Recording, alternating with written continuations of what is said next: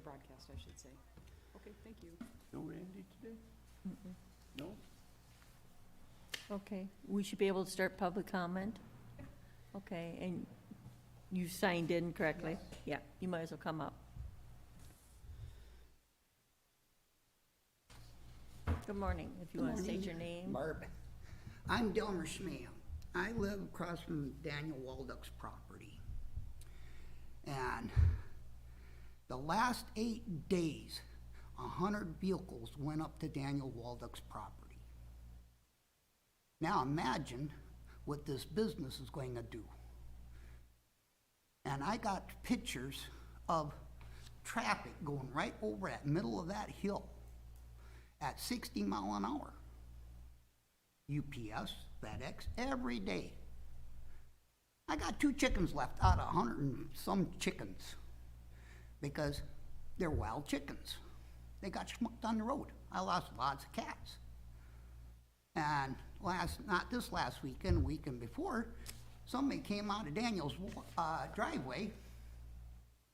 He dang near ran me over. I had a spotlight on. Now, what a business is going to do to that county road, township road. Now, you guys say it's agriculture. I gotta listen to those barn fans blowing all the time. I'm an over-road truck driver also.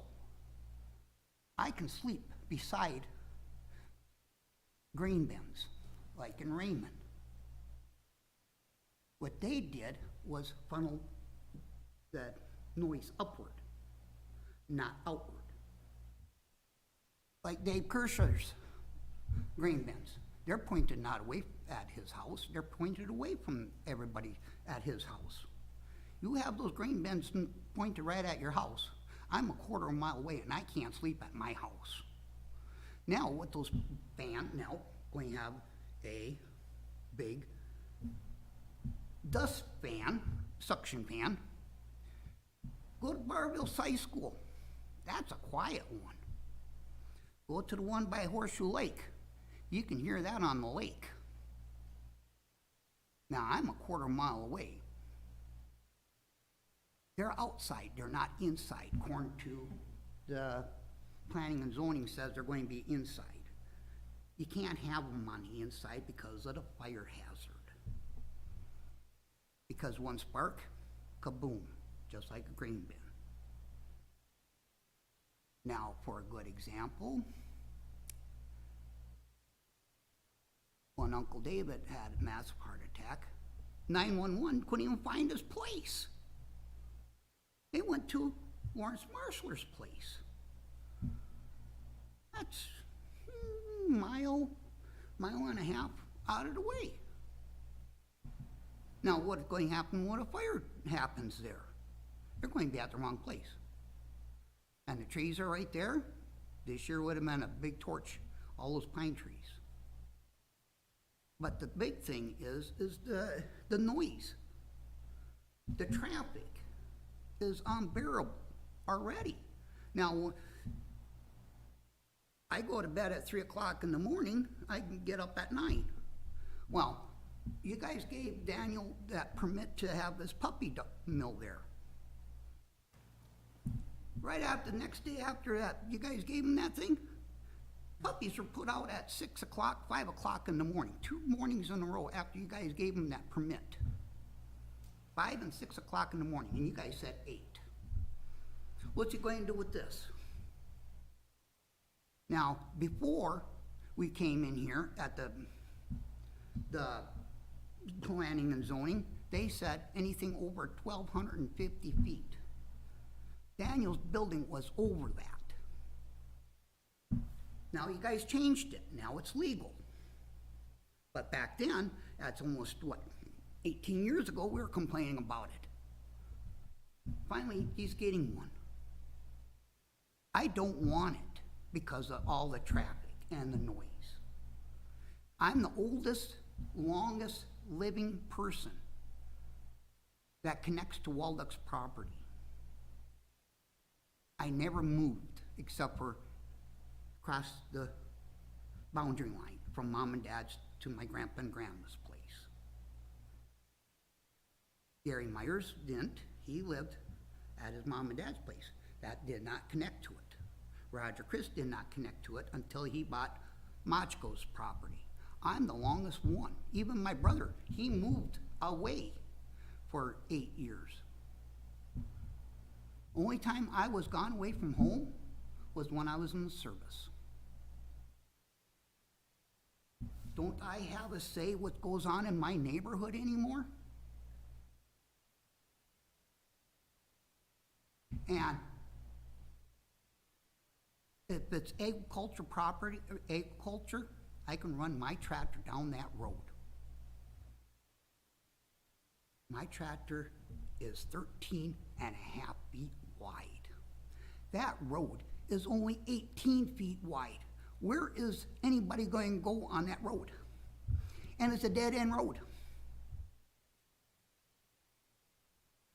I'm about the best person around here to back up a truck. I can put my truck in high range and back up. All the way from County Road 16, all the way to my mom and dad's place. I used to do it at 35 miles an hour in reverse. Are those other guys going to do that with a full load? No. They're going to be in low range. Where is anybody going to go when I bring my tractor up down the road? That road is too narrow. Plus, now in the springtime, road restrictions. Why are you giving somebody a permit to go during the springtime with road restrictions to bring heavy trucks in? Which his brother lives on County Road 14, a mile out of Randall, where they could put it, on a tar road. Wouldn't it be more smarter, easier for trucks to get to? People to go to his place right off of Highway 10, 1 mile, wow, instead of 9 miles. Now, comes down to another thing. If it's agriculture, I live on a farm. You know what that is. I got the cops called on me because I had a big ass hawk. It's called a monkey hawk. From South America came up. That bird is about 4 feet high. I can't shoot it, so I blew my horn at it to scare it away from my geese because I got a game farm. And that thing took a full-grown goose right off the nest without a heartbeat and took it up over 5,000 feet up. I got in trouble because I blew my horn at it instead of shooting it because I scared Daniel's cows. Now, I'm a truck driver. I got to do safety inspections. I got to blow my horn, make sure it works. That's part of agriculture, you guys say. Noise. Everybody called me up while I'm blowing my horn. I got to do my safety inspection. It's okay for you guys to have your loud grain bins, but I can't blow my horn to do a safety inspection? Come on. That's all I have to say. Thank you.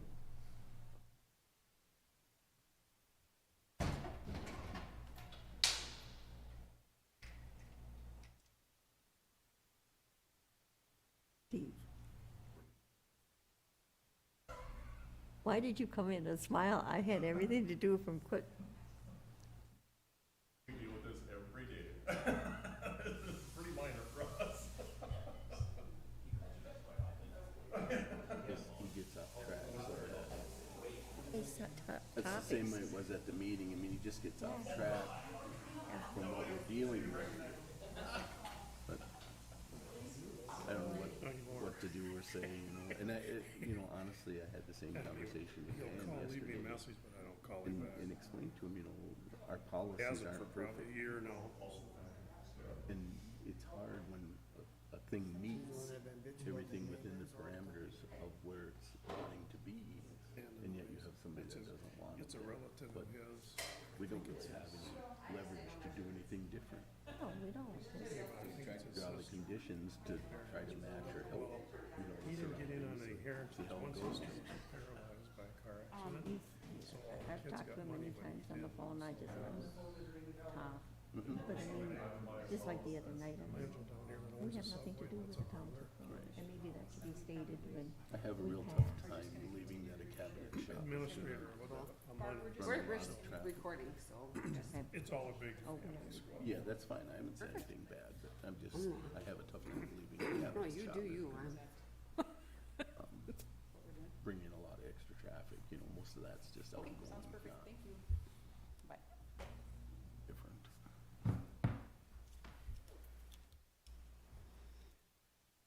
Well, that commissioner from Pine County that died. No, I didn't.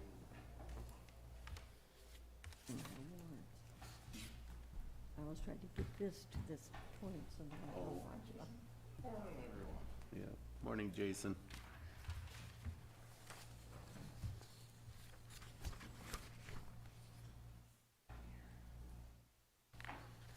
And I won't be here for next meeting, so you're aware of that already.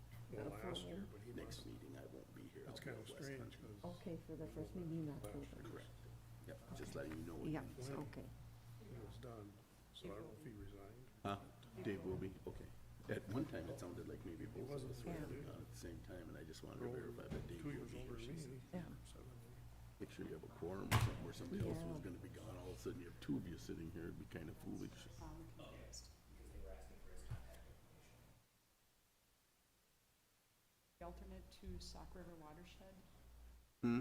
the alternate to Sauk River Watershed meetings. Okay, I'm gonna give your contact information, so you'll get board packets and updates and stuff. They thought it was important to have the alternates oh, more informed, and then Randy will probably have some more conversations with you about it. sure, You'll need to attend meetings unless you're asked by Randy, sure, but you'll just be more informed of what's going on going forward. sounds good. Okay. Good morning, and welcome to the Todd County Board of Commissioners Regular Board Meeting. Today is Tuesday, September 21st. The time is 9 a.m. All commissioners are present except for Commissioner Newman. Our auditor, treasurer, and coordinator are also present. We will stand for the pledge. I pledge allegiance to the flag of the United States of America and to the republic for which it stands, one nation, under God, indivisible, with liberty and justice for all. Oh, sure. Okay, are there any amendments to the agenda? I have none, Madam Chair. Hearing no amendments to the agenda, do we have a motion for approval? So move, Madam Chair. Motion by Erickson, is there a second? Second. Second by Knizel. Discussion? Hearing no discussion, all in favor? Aye. Opposed, and carries. Denise? Potential consent items today are meeting minute approval, September 7th, 2021. Resignation, eligibility worker Katie Nelson, 9/20/21. Hire full-time road deputy Brian Thorstead, 10/13/2021. Hire full-time road deputy Alyssa Ingford, 10/5/2021. And approve the hire of Kevin Brown for SWCD Resource Conservationist, Riparian Focus. Okay, hearing, is there a motion for approval? So moved. Motion by Kircher, is there a second? Second. Second by Knizel. Discussion? Hearing no discussion, all in favor? Aye. Opposed, and carries.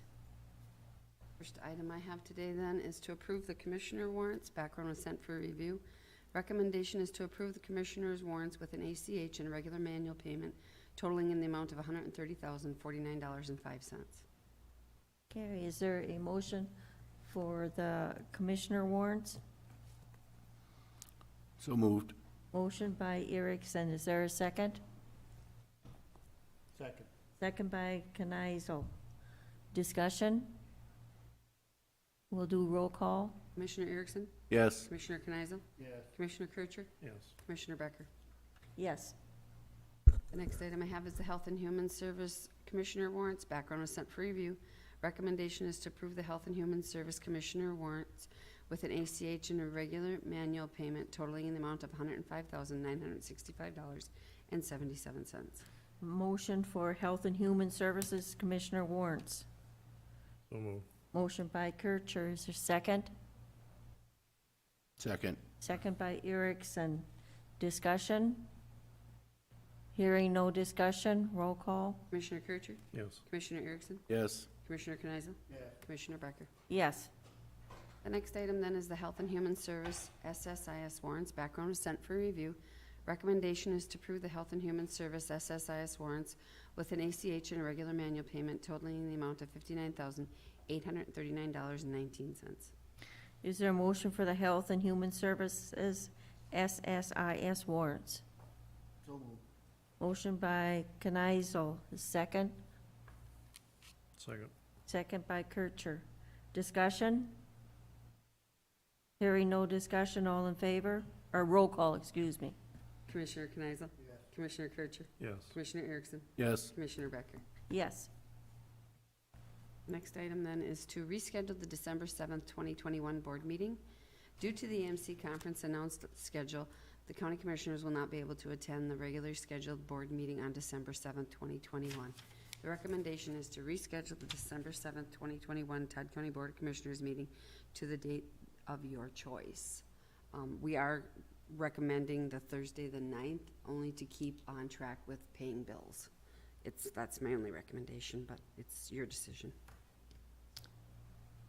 Any other dates? The 9th, I have a doctor's appointment, so Okay? don't think I can, but doesn't mean I have to be here. So, When do we return back? Do we, You will come back that Wednesday. I think they're done Yeah. at, Yep, you'll be back on the 8th. yeah. on the 8th? usually goes till noon on Wednesday, doesn't it? Madam Chair, it looks like possibly on the 9th, there might be Soil and Water Oh, Board and okay. Solid Waste Committee meeting. Okay. Friday, the 10th? Friday the 10th is open too. Yep. Would that be all right? Is there a motion to set a date to reschedule the December 7th board meeting? Friday the 10th? Okay. A motion made by Commissioner Kneisel to move it to December 10th at 9 a.m. Second. There, okay. Kircher will second. More discussion? Hearing no discussion, all in favor? Aye. Aye. Opposed? And carries. The last item I have today then is the transfer of funds from South Country Health Alliance funds. Background, Todd County became a member of the South Country Health Alliance as of January 1, 2007, and further resolved to withdraw from said alliance as of December 31st, 2019. As part of the exiting terms, capital payments with interest are scheduled to be returned to Todd County. The second installment payment has been received into Health and Human Services and Community Health Funds per audit standards.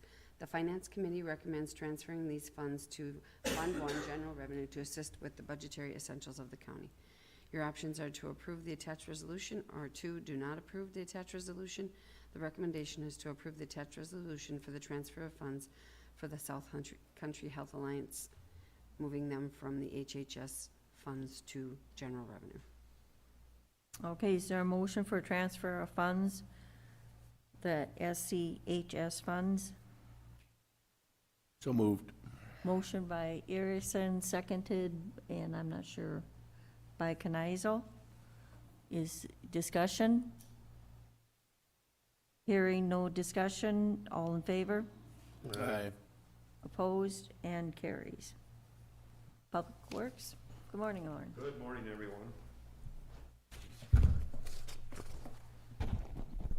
Our first item on the agenda for Public Works is basically an informational item only. And attached to this board action form is a letter we received from MnDOT State Aid informing us that we received our grant. We put a grant application in to replace the bridge on County Road 21 over Eagle Creek. This is the bridge just coming north out of Briarville. The bridge is getting to the point where it needs to be replacement. This is an old timber deck bridge where as heavy loads drive across it, they flex and we can't keep a smooth pavement on there.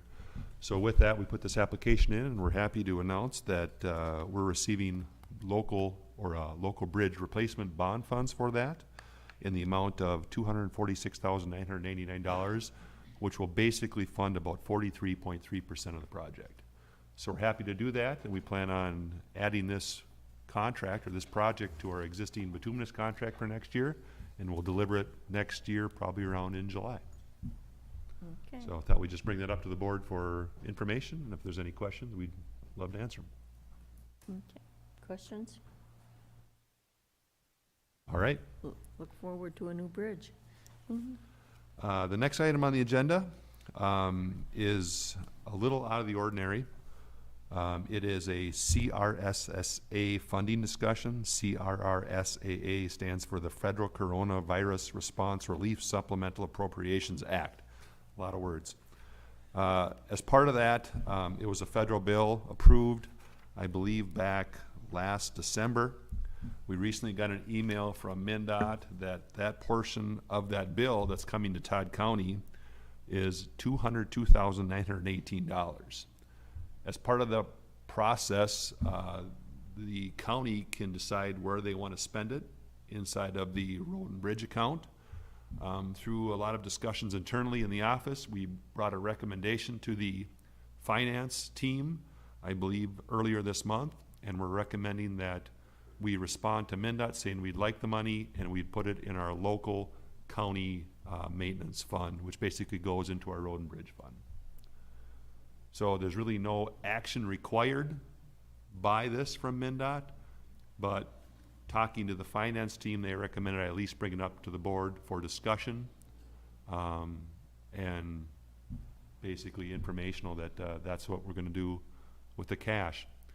So this will come into our road and bridge account and basically fund our project that we were gonna use cash anyways this year to crush the construction or the concrete out at the solid waste facility or the demo landfill.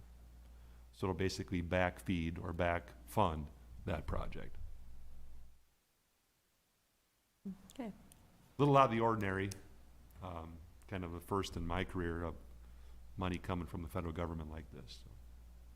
There's no specific use that you had to have for it, just anything. We can use it for local construction projects, local maintenance, state aid maintenance, state aid projects, local match to a federal project.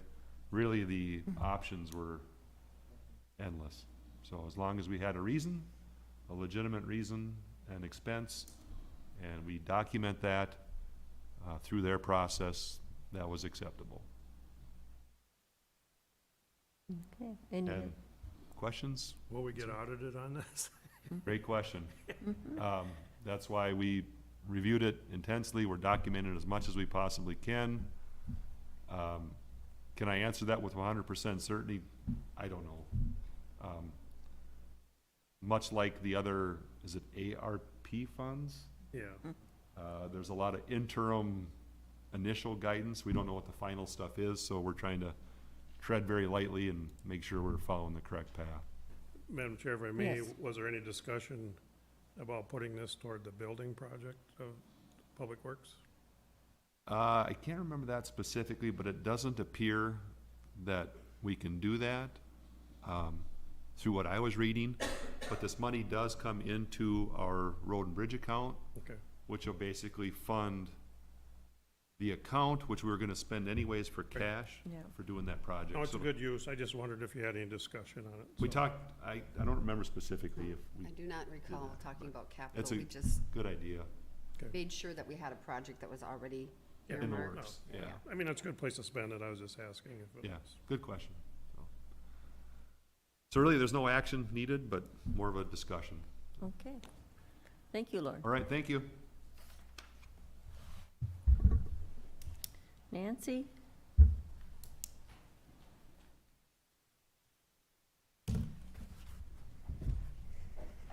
Morning. Good morning. We got 3 agenda items. First one is a resolution for County Ditch 33, hold harmless agreement ditch maintenance. Recommendation, the Todd County Board of Commissioners approves the following by motion. Acting as ditch authority, approves a hold harmless agreement petition from Richard Zunker to clean approximately 1,320 feet of County Ditch 33 on parcel 20-00-36800, Reynolds Township, Section 33. This project will be done on his own property at his own expense. Okay, I'll ask for a motion for the approval of County Ditch 33 whole harmless agreement for ditch maintenance. So moved. Motion by Erickson, is there a second? Second. Second by Knizel. Discussion? Madam Chair, if you want to see any Yes. photos that are going along with this. So this was clean probably in 2010, he did it. And so it's just grown back in with mainly cattails and vegetation.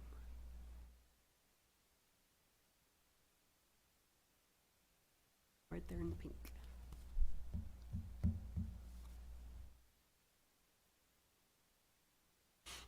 Is there any further discussion? If not, all in favor? Aye. Opposed? And carries. All right, the next item is a resolution for County Ditch 19, hold harmless agreement for ditch maintenance. Recommendation, the Todd County Board of Commissioners approves the following by motion. Acting as ditch authority, approve a hold harmless agreement petition from Prairie Lakes Farm LLC, also known as Amthor Cattle, to clean approximately 1,700 feet of County Ditch 19 on parcel 26-00-22100, Ward Township, Section 24. This maintenance will be done at their own expense.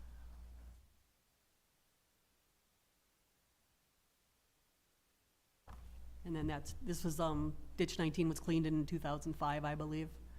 And so they're just basically taking vegetation out and cleaning out this section. And this does have a sand bottom through this whole area. Is there a motion for the County Ditch 19 whole harmless agreement for ditch maintenance? So moved. Motion by Kircher, is there a second? Second. Second by Knizel. Discussion? Hearing no discussion, all in favor? Aye. Opposed? And carries. Okay, my final agenda item today is just an information item. Acknowledge receipt of order authorizing the use of Todd County Ditch 41 as an outlet. In the background, Todd County Board of Commissioners has received the order authorizing the use of Todd County Ditch 41 as an outlet. The order was reviewed by the Commissioners for accuracy of conditions, approved at the outlet petition hearing on 9/14/2021. Okay. All right. Do we have to do acknowledgement of receiving or just, Madam Chair, there's no action for this. It's just really information, and I guess the one thing that should be stated is as you review this for accuracy of those conditions that were approved last Tuesday, any feedback that you might have or questions, just direct them to Nancy, and she can share them with the attorney. Could we give them now? We stressed that we would not have Okay. discussion at this meeting, so just out of I courtesy. have a couple I'll call you on. okay, Thank Great. you. okay. Thank you. Thank you.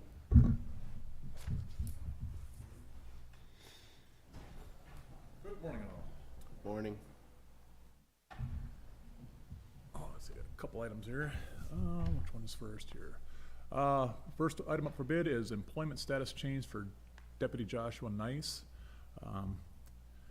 The background is, Deputy Nice has requested to change his employment from full-time to part-time effective 10/14/21. He recently got married. His wife is living in Moorhead, and he's gonna be going there to live, so, but he wants to maintain his part-time status with us. So, option one is to approve Josh Nice's employment status change from full-time to part-time effective October 14th, 2021. Recommendation is to approve his employment status change effective October 14th, 2021.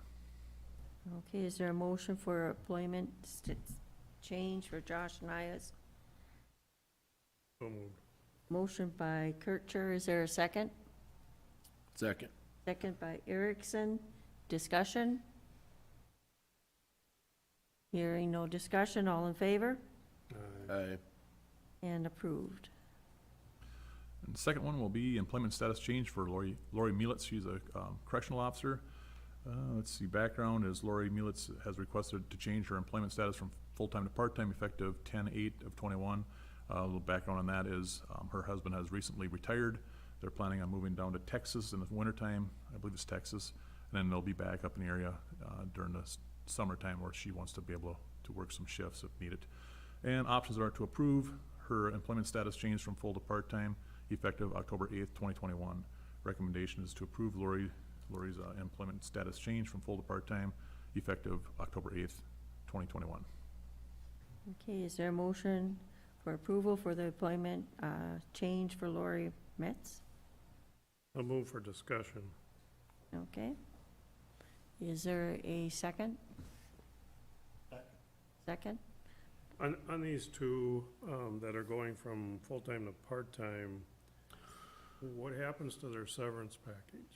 Are they cashed out at now, or, because it puts Steve in a predicament if they have vacation time or sick time built up. If he calls them to work, they can say, well, I'll use my vacation or sick time today, so what? Madam Chair, Commissioner Kircher, I'm hoping that Sarah is listening and she could maybe answer that question. So she might be stepping in, and if not, I will get that answer for you. And Steve, I don't know if Just you know puts him what's in a happened in the predicament, because past. if they carry this out over their part-time employment, then if he calls them to work, they can say, well, I'm gonna take a vacation today, or I don't feel good today, so. It's a scheduling conflict, or predicament for you. Yeah, and we could just say we'll just move down the line for another part-timer, And, but but they still have that option. it's right? still a ploy they can use, and I guess I wanna know what happens to that. If you want to just hold just a Yep. minute, I can, okay.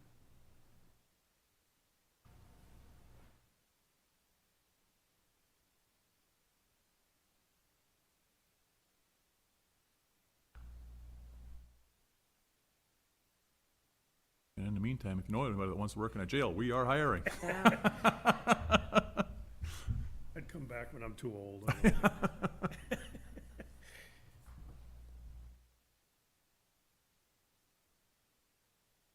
Hey, Sarah, this is Chris. Do you have time for a quick, thank you. All right, bye. You gonna come in? Okay. Sorry, it's a thought I had, so. Yeah. Thank you for Good asking. time to get it answered.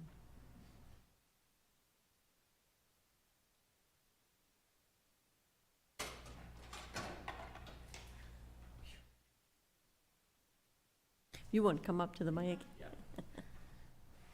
Steve, I missed what you said about this, so. Okay. The question is? My question is, these people are going from full-time to part-time. What happens to their vacation and sick time? Are they cashed out? Because it puts Steve in a predicament. If you call him to work, especially the one in Moorhead, he's gonna say, well, I wanna take a vacation day, or I'm sick today. So are they cashed out when they go to full-time to part-time? They have not been cashed out. So they still have that time available to them, and yes, they can use it as a part-time employee. Is that per policy, Sarah? I Or brought per my contract? contract to refer to it. I don't know if I'll be able to find it real quick, but. Madam Chair, Steve, is it just an option just to say no anyways? I mean, if you call them, they can just say no, Yep. I don't wanna work And that that day, or happens can't actually work quite a that day. bit. Yeah. That's why we try to have a big. If they don't wanna work, they can take a vacation day and get paid then. Oh, We've had that happen in the past, and then we just say, we'll just disregard, we'll go down the list. we'll just skip you. Yep. So then they don't get to use the Correct. vacation day. Yep. Yeah.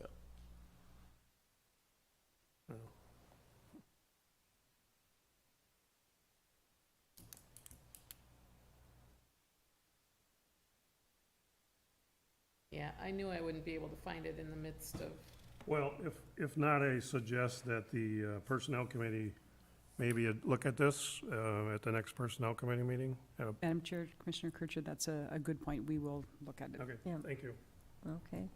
Is there any further discussion? Hearing no further discussion, all in favor? Aye. Opposed? And carries. Thank you. Thank you, Steve.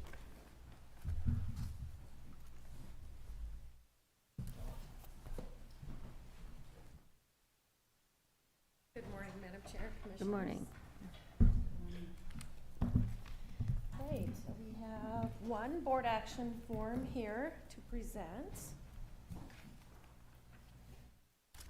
A resolution authorizing application for Minnesota Housing and Finance Agency Family Homelessness Prevention and Assistance Program. With me today, I have Michelle Fournier from Lutheran Social Services. So I'll give you some background.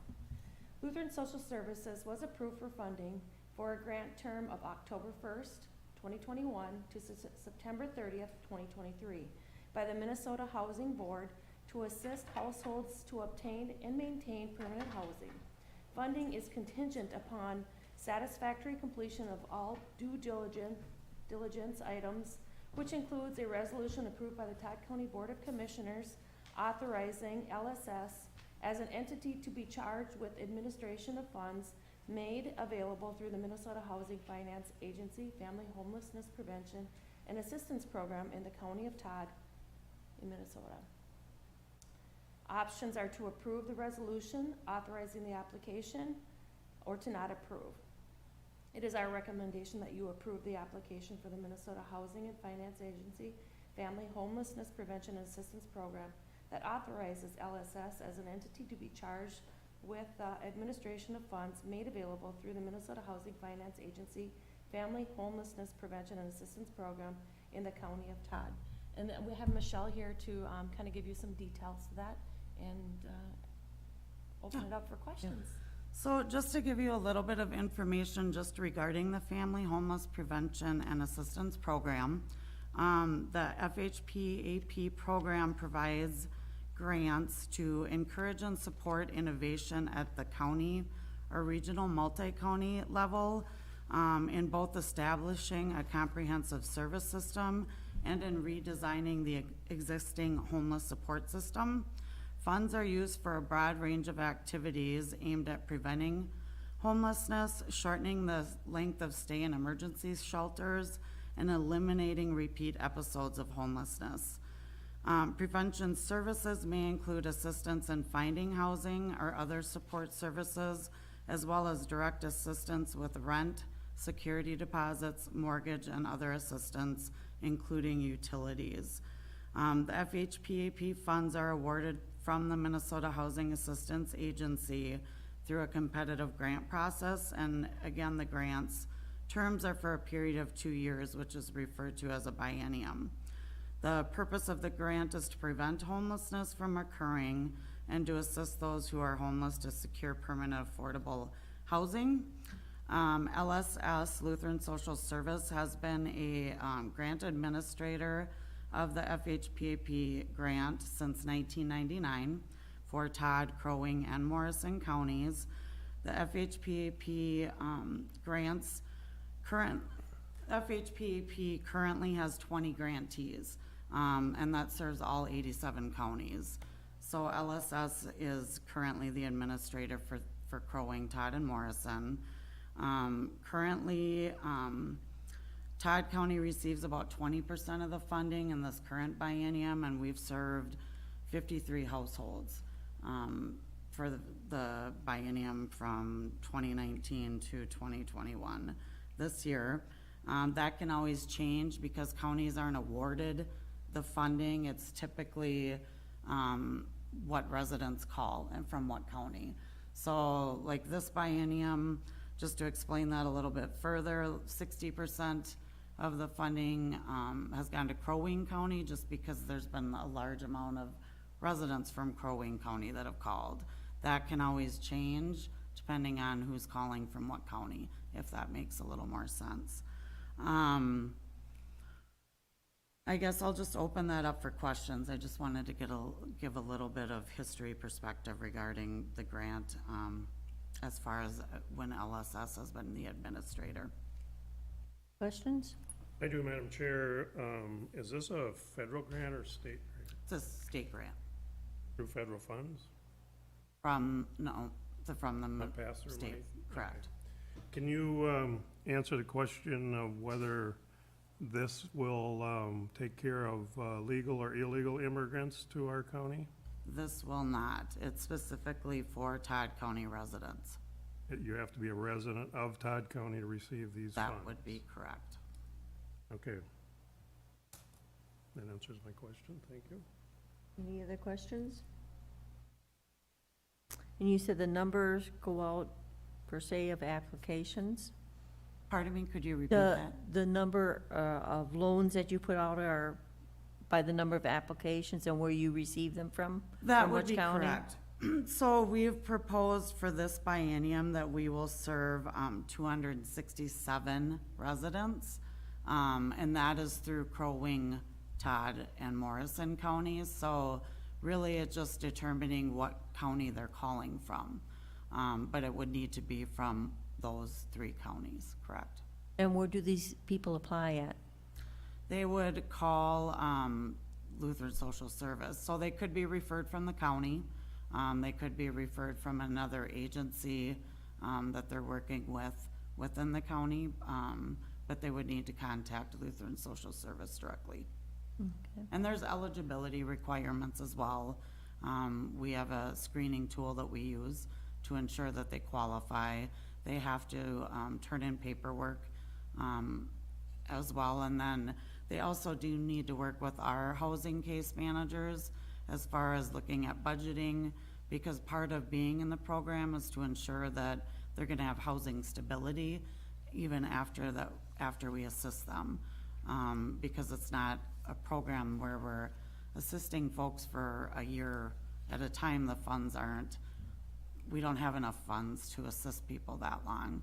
So typically we're helping maybe with 1 or 2 months of rent, and then trying to make sure, doing a budget with them, and other means of referrals if there's mental health issues or things that are happening, to make sure that they can be stable in their housing. Okay. And this is all grant money, correct? Correct. Okay. Madam Chair, Yeah. I might not have been as clear as I wanted to be on my question. You said that they must be a resident of Todd County. So what qualifies them as a resident of Todd County? They would have to have established residency here for a particular period of time, over 60 days. Okay. All right. And they have to provide proof of that residency. Okay, thank you. Okay. Any further questions?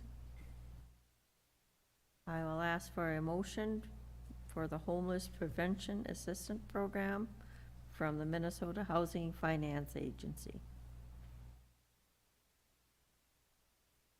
So moved. Motion by Erickson. Is there a second? Second by Knizel. Discussion? Hearing no discussion, all in favor? Aye. Opposed? And carries. Thank you.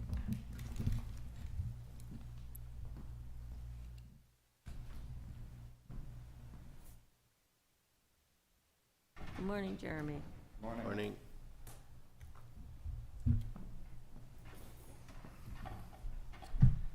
Got one item, this has to do with our staffing out there and the temp agency that we're using and the funding for it.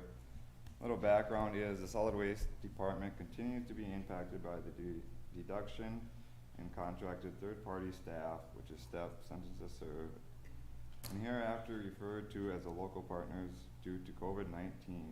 In May of 2020, the Todd County Board of Commissioners approved a solid waste to retain Doherty Staffing Agency. Doherty as an alternate staff resource processes recycling to make up for the staff shortage that we don't get from staff. In the past 12 months, the solid waste department has typically had 2 Doherty staff working 4 to 5 days per week, sorting our recycling. They are paid by Doherty a direct payroll of $12 an hour. Recently, both of these individuals found work elsewhere, and the solid waste department needs to find a way to replace these 2 individuals. While STEP has increased the number of employees that are available to work at the solid waste, which is 6 to 8, it just varies. This is not a back to pre-pandemic levels consistently, which is 8. They do not anticipate returning to their previous consistency in the near future.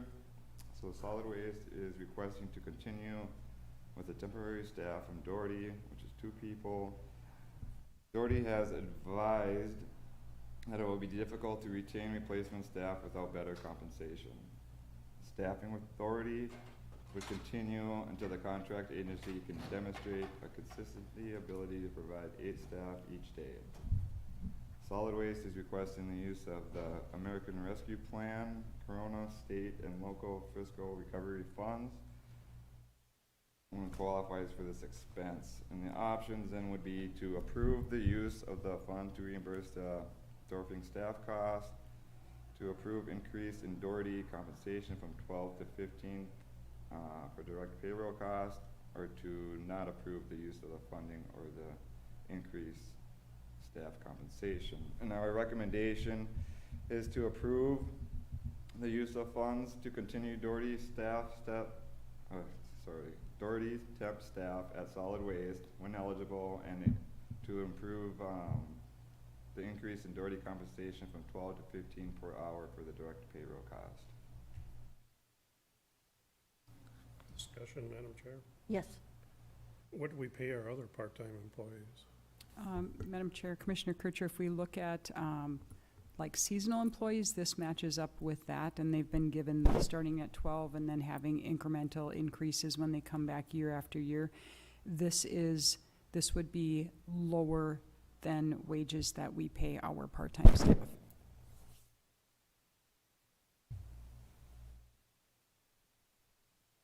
So with this fee, just so we're clear on this, the amount of hourly wage that the temp person would be receiving would be moving from 12 to 15. There is also a contracted rate that we pay on top of that with Doherty, so that cost would be $23.70, I believe is what that cost was figured at, which is still lower when we compare that to paying part-time employees or our regular employees here. The Personnel Committee reviewed it? Yes, we did. Yep. Yeah, we We had, looked at those numbers on the committee. And Denise, if you want to maybe just scroll up a little bit, just to look at a little more of the supporting documentation. So we do have a document that Jeremy has received from STEP, just kind of stating what that expected staffing level will be going forward, and that they are going to expect to see them not being at full staff for a while. And if we scroll down to the next set of information, this just shows that consistent staffing level in 2019 being almost always at 8 staff. And then we see in 2020 where things really dropped off and STEP had to be removed from their activities at Solid Waste. And in 2021, those numbers are coming back up, but they're not consistently at that 8.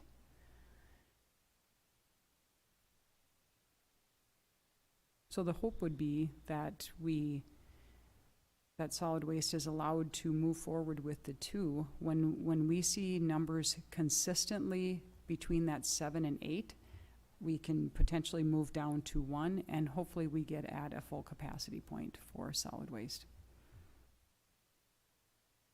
with Doherty, it gives us a little bit more flexibility. It gives us that ability to stop when we need to stop, because it is a temp service. Okay, I would ask for a motion for solid waste staffing. Madam Chair, just for clarification, so are we looking for an approval for both number 1 and number 2 then? Is that correct? That would be correct. Okay, I'll make that motion to approve as presented, number 1 and number 2. Okay, motion by Erickson, second by Kneisel, and in that is the increase in dollars per hour 2 I was reading. Correct. Okay, discussion?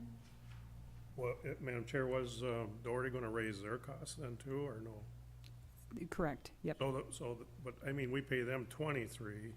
So if the wages move from 12 to 15, that total contracted amount is $23.70. Okay, so they're not, okay. That is the top number. That is, yeah. Yep. And Madam Chair, if I could just add, it might be helpful for us to bring this back in a couple of months, just to let you know how the staffing levels are going, so we can review it. Okay. Any further, Well, I guess I will comment on it, the way the, recyclable prices are now, it's, it's paying for itself, It's paying very good, yeah. but, and if they get not enough staff to, then Jeremy and his staff have to pick up. That's tough. Just with everything that's going on. New facility and prepping for that. okay, any further discussion? If not, all in favor?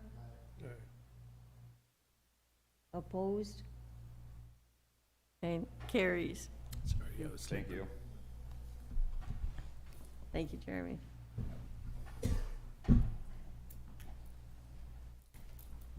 Good morning, Adam. Good morning.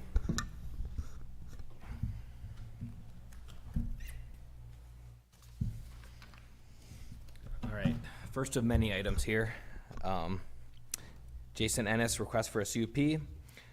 A request for a conditional use permit to establish a diesel fuel bulk storage tank on parcel 1800-34700 in Long Prairie Township was received on August 1st. It was reviewed by the Planning Commission during the September 2nd meeting, and the Planning Commission made a motion to table the item and request a 60-day extension to the application to allow for additional review of the application.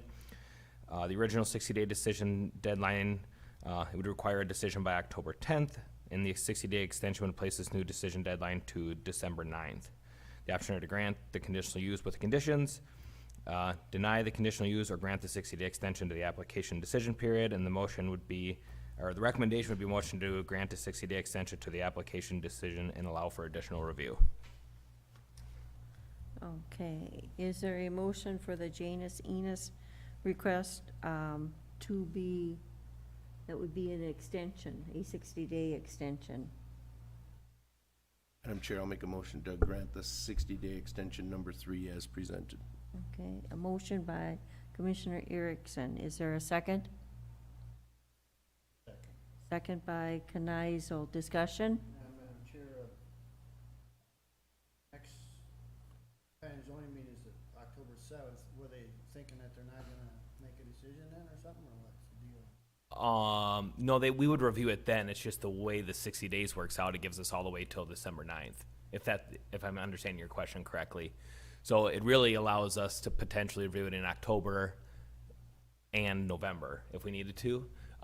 We actually already had, the thing we were concerned about was the operation out there as a whole, and we've already talked with Jason and have a different CUP application submitted, so I think the whole process will be resolved at the October meeting.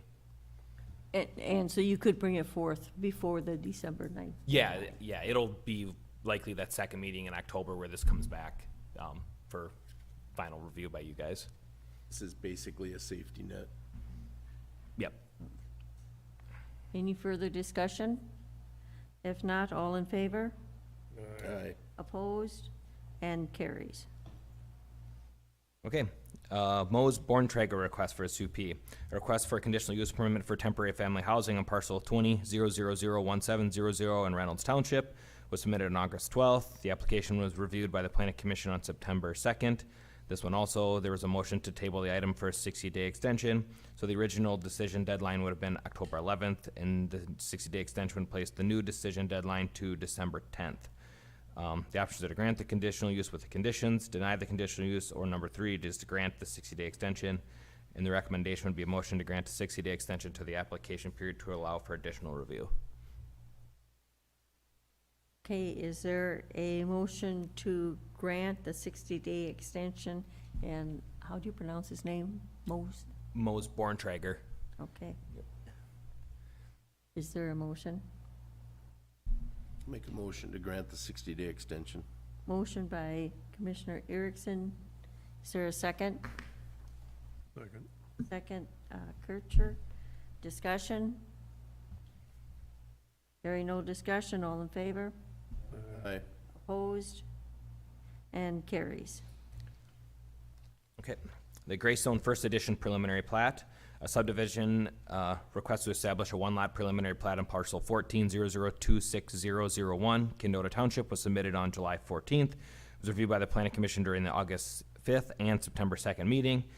The final recommendation from the planning commission was to grant the preliminary plat with the following conditions. Number one, creation of an access easement across the neighboring property, parcel ID 1400544400, to allow access to the proposed development. No new access will be allowed for Highway 71.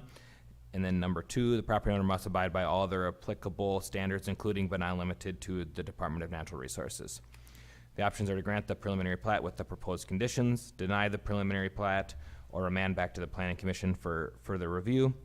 And the recommendation would be a motion to grant the preliminary plat with the two conditions. Okay. Is there a motion for the Greystone First Additional Primary Plat? So moved. Motion by Kircher. Is there a second? Second. By Erickson. Discussion? Hearing no discussion, all in favor? Aye. Opposed? And carries. Okay, the Maple Views preliminary plat. A request for a subdivision on parcel 1700168000 in Little Sauk Township to create 3 non-riparian lots was received on August 10th. The application was reviewed by the planning commission during the September 2nd meeting. Final recommendation from the planning commission was to grant the preliminary plat with the following conditions. 1, all future permitting of shoreline alterations, buildings, or other land alterations must be approved by the Sauk River Watershed District. 2, developer and future property owners must obtain appropriate permitting when necessary from other governmental agencies, including but not limited to the Minnesota Pollution Control Agency and the Sauk River Watershed District. 3, construction of the future roadway must meet the standards of section 702 of the Todd County Subdivision Ordinance. 4, no further subdivisions shall be allowed. 5, lot 1, block 1 shall be restricted to 9.9 animal units. Lot 1 and lot 2 of block 2 shall not be allowed a feedlot registration. And 6, the site is located in an agricultural district, and consequently there will be from time to time the site sounds and smells associated with the operation of farming. No lot owner shall bring action of law against a farming operation because of such farming activities, as long as such farming activity complies with state, federal, EPA, and Todd County ordinances. So the option would be grant the preliminary plat with the proposed conditions, deny the preliminary plat, or remand back to the planning commission. The recommendation would be a motion to grant the preliminary plat with the proposed conditions. Okay, a motion for Maple Views preliminary plat. Discussion, Madam Chair. Okay. Why is number 1 in there? Because there is a stormwater pond that was cost shared by the watershed district, and land altering activities are gonna have an impact on that. There's a contract goes with the property no matter who the owner is. So when Jason Bergman bought this property, he took over that contract, and that was a concern of the watershed. So when they start building houses and stuff, it's gonna impact the functionality of that project. So going forward, we wanted them the opportunity to review it to make sure that that is functioning. Could we scroll down so I could see the number 1, please? It says, all future permitting of shoreland alterations, buildings, or other land alterations must be approved. Does that mean specifically for this project? And Looks future, like a pretty broad term to me. and they were looking to just be informed. They wanna know if house is going up, what's the impervious surface there? How is that gonna impact their project? Well, I would like it to say all future permitting of this plot. I Okay. think Dave's concern is that it goes broader than just this Oh, area. okay. But You're yes, saying- it's supposed to regard just this. I know Yeah, it does, yeah. but when I read that, it Yeah. kind of threw me that it was a broader statement than The conditions, so any of these conditions apply to those 3 lots. That's it. It wouldn't go, you can't have off-site conditions as part of a preliminary plat. okay, but I just want to make sure. Yep. And approved maybe isn't the correct word to be used there, because they would just be informed of it. They have their own permitting that they require in addition, but they don't do land use permitting for structures like we do, but they need to be informed of it because it has an impact on the project that they have a financial investment in. So maybe we should change a few of those words right now as we're sitting here. Like approve to inform. Because once we approve it, then it's too late. So you're not really looking to change the spirit of that condition, but just the wording of it. The wording of it, that it's, that it's Well, stating all it's future appropriate. permittings of this, parcel, should say, of shoreline alterations, buildings, or other land must be You said, well, approve, they don't approve that, so Must be. I think What are it you saying there, should then? read that shoreline alterations, building, and other land alterations shall be provided to the Sauk River Watershed District. Good.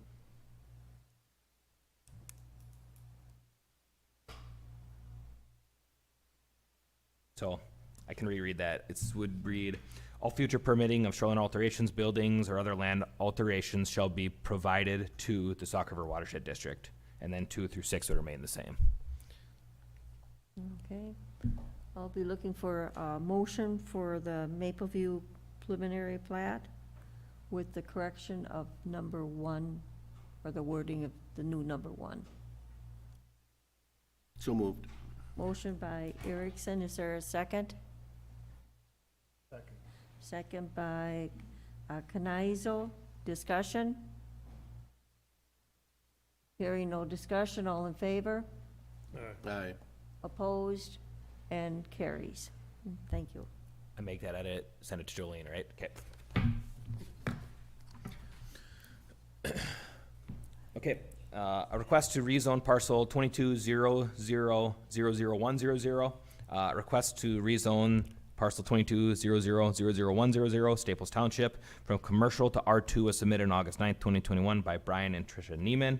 The request was reviewed by the Planning Commission during the September 2nd meeting. The final recommendation was from the Planning Commission is to grant the rezone with no conditions.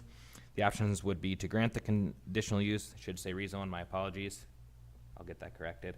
To grant the rezone with no conditions, deny it, or remand back to the Planning Commission. And the recommendation would be motion to grant the rezoning with no conditions. Okay, is there a motion to, for the request to rezone parcel 22-00000100? And what was it, Staples Township. Staples Township? This is basically abuts the city boundary on 2 sides. I did contact the city administrator and got their future plans or what their thoughts were, and they had no objection to it. In their future plans, they have that area identified as low-density residential anyway, so it fits into the city's plans. We did just rezone a neighboring parcel for the exact same thing 4 or 5 months ago, too. So I'll ask for a motion. So moved. Okay. Second. Motion by Kenizel, seconded by Erickson. Discussion? Hearing no discussion, all in favor? Aye. Opposed? And carries.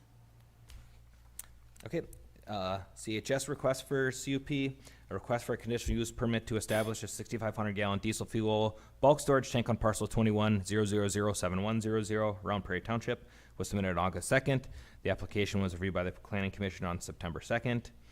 The final recommendation from the Planning Commission is to grant the conditional use permit with the following condition, that the applicant must obtain additional permitting when necessary from other governmental agencies, including but not limited to the Minnesota Pollution Control Agency. So the options would be to grant the conditional use with the proposed condition, deny the conditional use, or remand back to the Planning Commission, and the recommendation would be a motion to grant the conditional use permit with the proposed condition. Okay, is a motion for the CHS, request for a CUP for a fuel tank? So moved. Motion by Erickson, is there a second? Kircher, second. Discussion? Yes, Madam Chair, I would assume they have a CUP for their business, am I correct?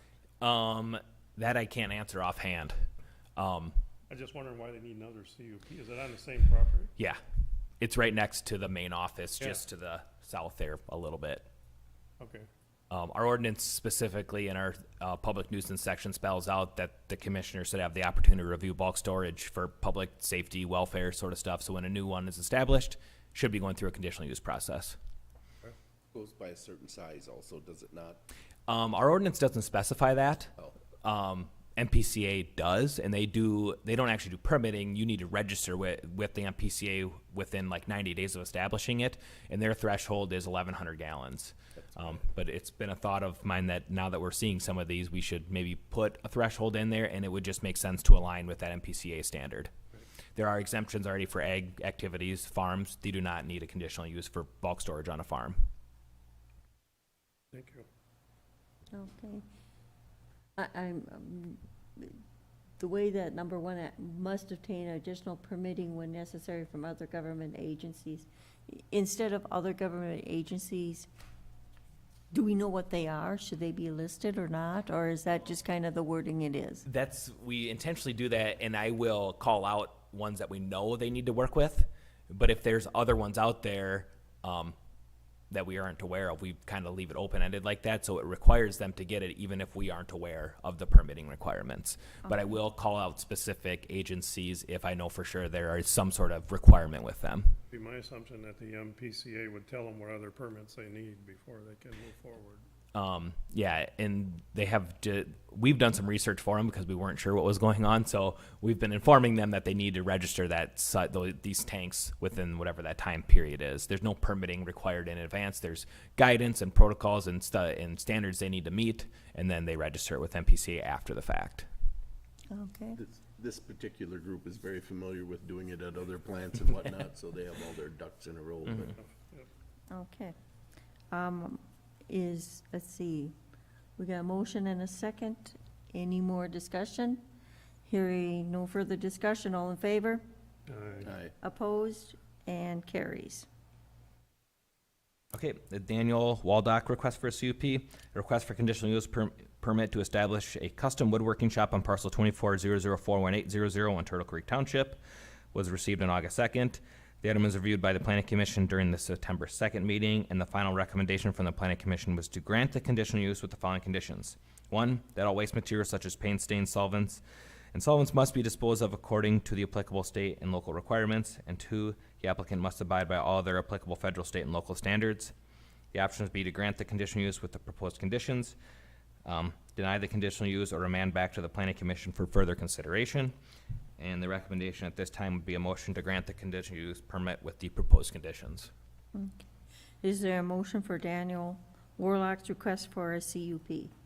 So moved. Motion by Kircher, is there a second? Second. Second by Erickson, discussion. And we did have some discussion before the meeting this morning. Okay, this individual did he ever have a home-based business or did not need? Correct. So in my review of this, there's lots of notes from Tim, the previous director, about doing a site visit. I believe Dave actually went out there at one point in time with him. They determined that what was going on there met the definition of a home-based business at that time. Daniel is proposing to expand the building, and then it's going to exceed our threshold of a home-based business now, so he needs a conditional use at this time, Okay. which is the reason we're here. The other comments that were made this morning was traffic, and as county commissioners, we cannot deal with a township road, so he would have to go talk to his township authorities. Yep, and he was advised about that during the planning commission meeting also. If there is a major increase in traffic, we can address it. We're not anticipating that to be the case. With this type of operation, there's the construction and the building of the cabinets happens on the site, but everything else is off-site. He might have clients stopping by to make a payment, or the one example, he said if he built a chair for somebody and a leg breaks, they might be dropping it off. But in all cases, everything happens off-site with clients. Okay. Any further discussion? All in favor? Aye. Opposed? And carries. Okay, Moseborn Traeger request for CUP. This is a different request. The application for a conditional use permit to establish a sawmill or wood processing facility on parcel 20001700 in Reynolds Township was received on August 12th. The application was reviewed by the Planning Commission during the September 2nd meeting. The final recommendation from the Planning Commission was to grant the conditional use with the following conditions.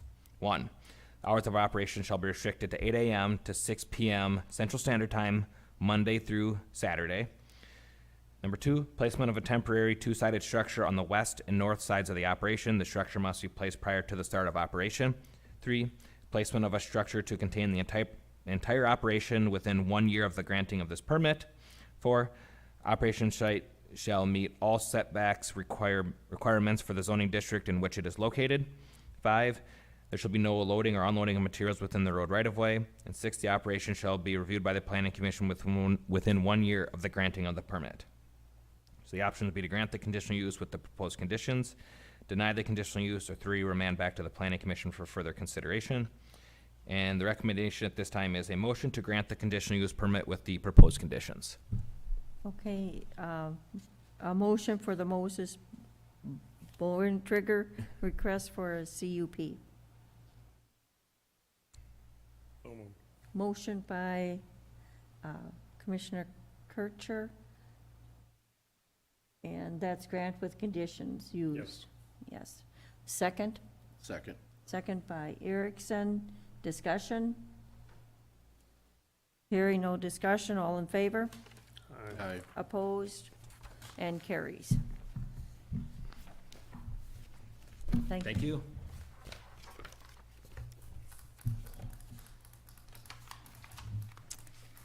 And now the board will go into a closed session. The Todd County Board of Commissioners will be meeting a closed session at, I believe it's 9:58 on Tuesday, September 21st in the Commissioners Boardroom. The purpose of the closed session of the meeting is to consider new strategies for labor negotiation pursuant to Minnesota statute 13D.03. So we'll go into closed session now.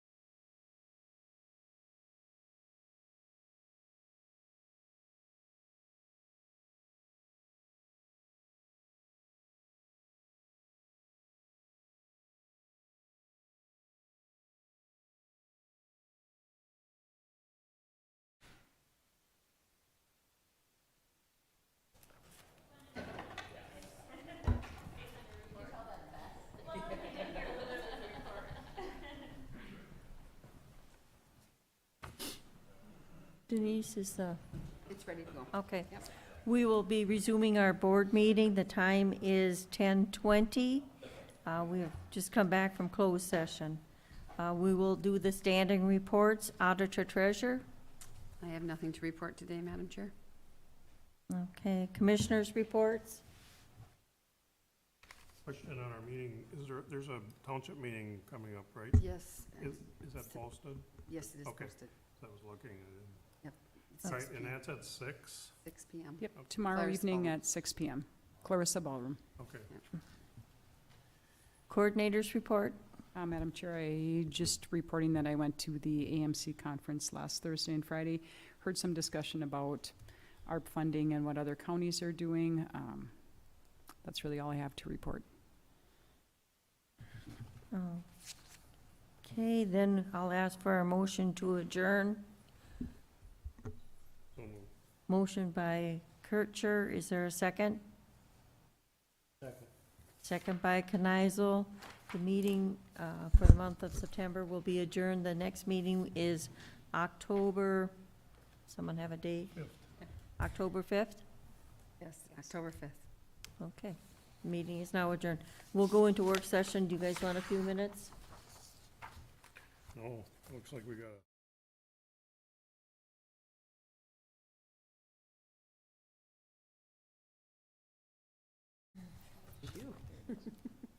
And the first would be the county fee schedule discussion.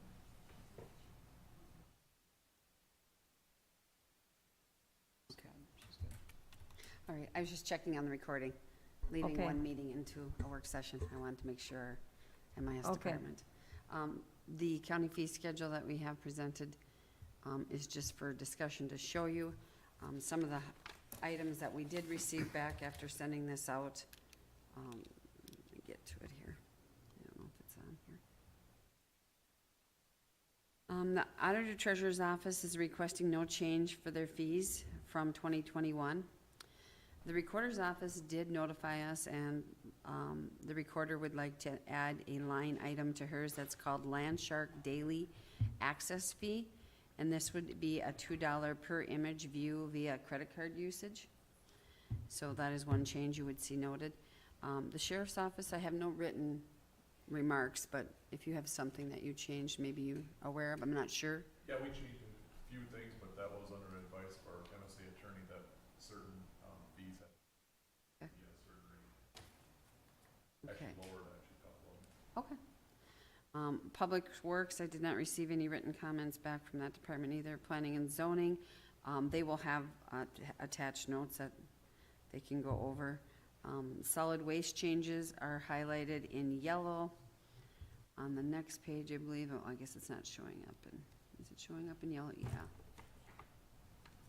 Let's get along here. So, theirs is where they did some changes here in solid waste. Their parcel per fee, did not change. That's still going to be, the parcel fee is gonna be $54. And then HHS incorporated the already approved increase in their therapy and HHA and HM fees, and that is a no direct cost to the client, only the insurance provider. And then environmental health, Catherine will speak on theirs on the next topic. But anyhow, this was just for your review. Okay, Denise, if we could go back to the first pages. Sure. And it says rental of the fairgrounds. Yep. And entertainment pavilion, Perry Motors Building. It says to contact Ag Society. Has that changed since we met with our lawyer? I guess we haven't updated that. We could take that out of there. It should probably be, well, Prairie Motors isn't a Prairie building, Motors should but still be, I'm just questioning Yeah. where we should be on those. I don't remember the entertainment pavilion. Madam Chair, I think the only active lease agreement we have with the Ag Society would be the Prairie Building. But we So can we can- review that. You, We can okay. change, we can review that and take that out if that's for the pavilion. The other question I had was, with Jackie, with our food licenses, did they go up, down, where? Okay. It's the next It's the, they have their own Okay, so presentation. you're going to have a discussion then? Okay, very good. Okay, those were the two questions I had. Any other discussion?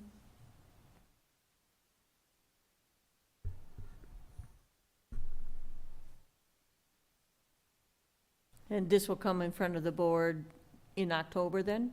Right, yep, we will be bringing it back to present. Okay, anybody else with comments can contact you. Exactly. We just wanted to present what we already had, working with the departments, them getting back to us, any changes that they foreseen coming through. Okay, We're working on it so we could stay ahead of the game for HHS and also for the solid waste facility. They kind of wanted to get their things rolling, so they knew when they certified the parcel fee for me if they were changing anything, but they're not. So we're just presenting that on behalf of the other county departments. Madam Chair, Okay. we have a question here. Yeah, I didn't know if my copy had the notes on it with my changes, or if I should just address those quick Oh. now. oh, Sure, that's- yeah. Maybe if I should bump the changes. I- Down towards the bottom. If I may, because Steve, you said you had some changes. I think if the state auditor sees a change without board approval. That's why we're presenting this at work session. Okay, so have you put them changes in your? Yes. Okay, Yep. I understood you didn't, that's why. Yeah, no, well, the changes have been made. I read the notes that I didn't receive any written comment back to Okay. inform me what was Oh, okay, changed. okay. So I was looking to them in the I audience. just wanted to make sure. Yeah. Yep.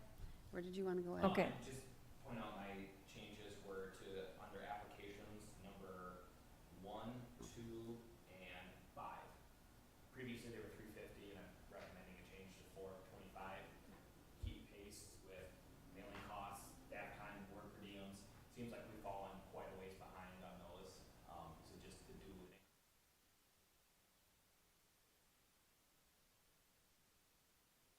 an And are we doing after the fact pricing? for CUPs, variances. Yes, If it's after the fact, we charge after the fact. You are. So previously those were 350 and 700, and so I charge them. okay.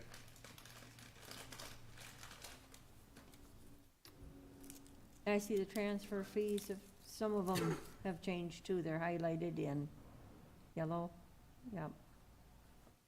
Think she's referring to solid waste. Oh, okay, I'm like, I don't know where she's looking. Yeah, Solid waste. Where these are in here. If you hit that, your arrow on the left-hand side, yep. There you go, maybe. So, I got P and Z and I think maybe this is where you were looking? Were you looking at the, yeah, I was just looking at Jeremy's, he had them highlighted in, okay, yep. yep, This is what I was commenting, that they did let Yeah. us know that they did make some changes and they're highlighted in yellow.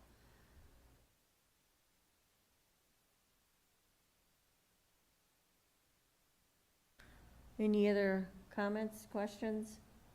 Otherwise, this will come before the board, Yes, for an action to take. yeah, first meeting in October then, or We- second meeting Yeah. I'm not sure which one we have it Okay. scheduled for, but yes, it'll be coming forth in October. sooner rather than later because we want to get it on so HHS can move forward with their billings. Can I ask in regards to Adam, on the Board of Adjustment fee, which is non-refundable, did you increase that? Yes. Yep. Number 2 is variance, so that's Board of Adjustments. Can I see, Except also if there's an appeal to a land use decision, that goes to the Board of Adjustments also, but that's only $150. I did not change that at all. okay, where are we here? Where are we on here? I'm sorry. Go down a little bit to under application part Oh. J. Okay. Under J, items 1, 2, and 5, where I had increases to 425. So number 1 and 5 would be planning commission items, and then number 2, application to the Board of That'd Adjustments. help you. I And make all it of those items are non-refundable.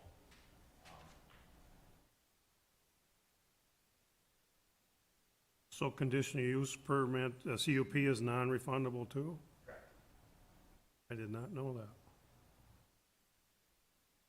So either one are denied, they do not get their money back. That is correct. They're paying for the staff time, the board per diems, all that stuff to go through the process. And under a variance, they can't reapply. Can reapply if you have a different request or some other But not the same issue. evidence, but it's very rare. In most cases, if they feel if the decision was wrong, they appeal it to district court and don't reapply. We have had some times when people come back and reapply a little bit different, but they, again, pay the fee all over again and start the process from scratch. Well, that's one of the complaints I get is people will apply, then the variance is denied, which happens quite often, and they do not get their money back, although they can appeal to district court, right? Okay. But they still can't get their money back. Correct. Part of the fee, I feel also, is trying to create that balance between should they apply or not apply.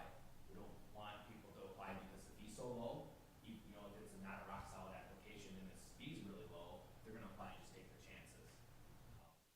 Statutory requirements they need to meet in order to get granted. So part of the fee is paying for staff time, mailings, all that stuff, but also kind of forces people to have some good quality thoughts on what their application's gonna be.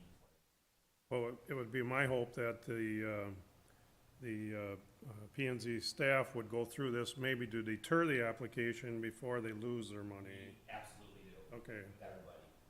We feel that we're not gonna get in a position where we're setting people up for failure. Yeah, We work pretty closely. because people call me, they're pretty upset that they lost the money plus get denied the variance, so. There's some applications out there that we really don't know which direction they'll go in, so it's on the landowner to make that decision, but we work closely with every variance applicant. Okay. Thank you.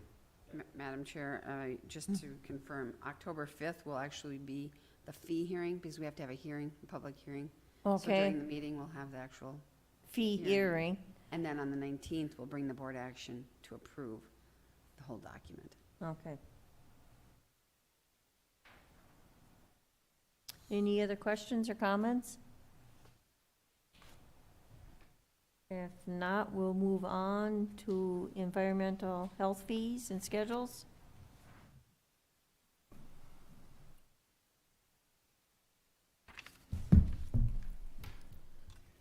Can you pull up the page that has, and I did highlight in yellow what we were proposing for changes. So good morning. Thank you, Barb, for paying attention. Environmental health fee schedule. So every year we bring together forth the fee schedule. We have not increased any of the fees. So the regular fees around the base fees, food, pools, lodging, none of those have increased now for 2 years. We didn't do it last year and we didn't do it the year before, or this year proposing. So 2021, 2022. What we are proposing is an increase to our administrative penalties. So these are for third notice violations, which in order for a restaurant, bar, motel, whatever it may be, to get to a third violation, sometimes it can take up to 3 years because we're doing annual inspections. And unless it's something really serious or something that warrants another inspection, we won't go out to re-inspect because we do charge $150 every time we have to re-inspect.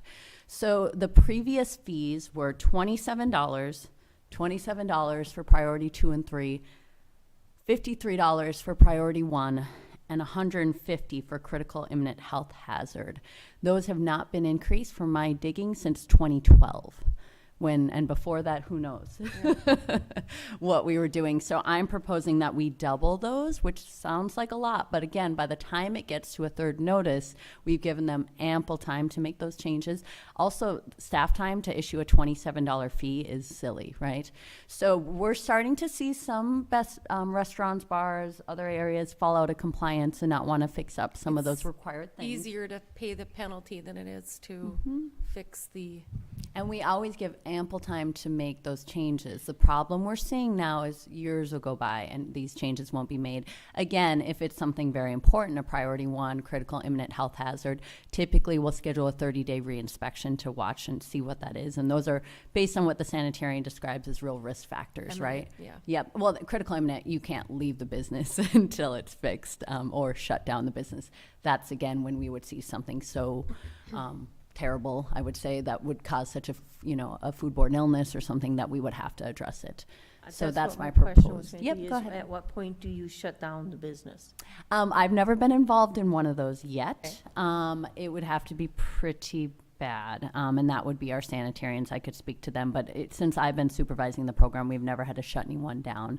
We've had some, issues with temperature control, storage of food, things like that, that we've asked to be addressed right away, and we follow up on those right away because they are concerning, but we haven't had any businesses we had to shut down.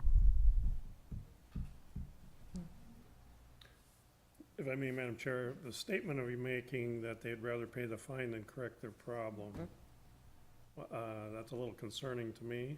If it gets to a 4th notice and a 5th notice, we're in the process with one agency right now, we won't issue them a license for 2022. So at some point, they will not continue to be licensed. So it does escalate from there. When you get to a 4th notice violation, a 5th notice, So that's year 4 and year 5? we Not can do a always. 30-day reinspection, and we have for some that have multiple violations. We're like one we're working on now, we're doing 30-day reinspections, and we're seeing progress, right? But they've been, told if they don't have this fixed by December 30th or 31st, that they won't be issued for 2022. But again, we don't want to do that. We want to work with our businesses. We want them to make the improvements necessary. Again, it's costly often to them to fix up their establishments, but it's important they do so. And I do feel we give them a lot of time, and our sanitarians work very closely with our businesses to help them make these repairs.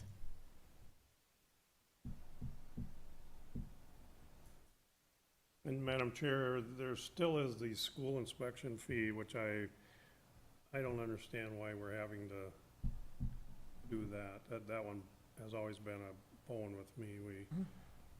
We're charging the school who should be, they're a provider for kids. They should be maintaining, I understand, but we're charging them $235. That's a lot of money to charge the school to do a inspection, so. I'm not opposed to you going in there and looking things over, but I just think the fee is so high that these schools are struggling, if you look at these smaller schools, they may have and I don't know what you're inspecting, I'm thinking the kitchen and maybe the concession stands. These schools are struggling to survive, and most of them are just barely keeping their heads above water, and we're charging them $235 to go look at their concession stand. I would imagine maybe, are you doing the outside ones too versus the inside? Concessions are a limited food menu, so they're charged $48. Yeah. The school's kitchen is the full $235. So Okay. again, that's Well, then they're separate. being And again, we do contract with Morrison County to come out and do those inspections, so it does cost us, as But within our our- budget to have them come Yeah. out. and- Our fees overall are quite low, I will say, Yeah. for a local delegation agreement.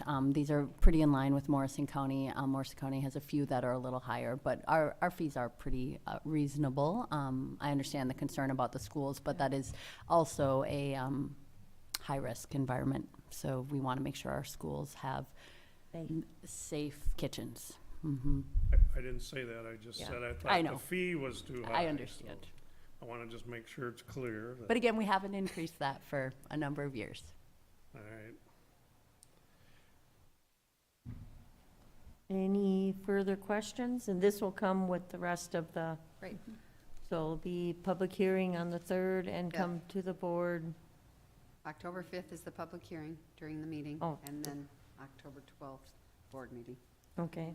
or 19th, excuse me. Yeah, Did I say and we 12th? do appreciate the board doing this earlier every year, because unlike a lot of the fee schedule, this is license renewals. So we have to then mail out license renewals to all of our establishments. They have to get us back those by early December to then issue the 2020 renewals. So that's why we like to keep this process moving. So I appreciate it.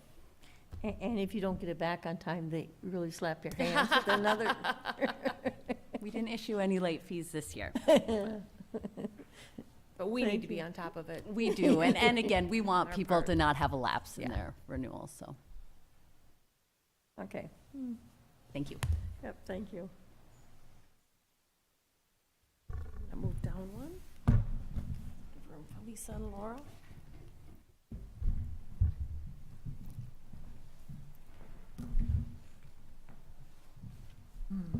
Good morning. Morning.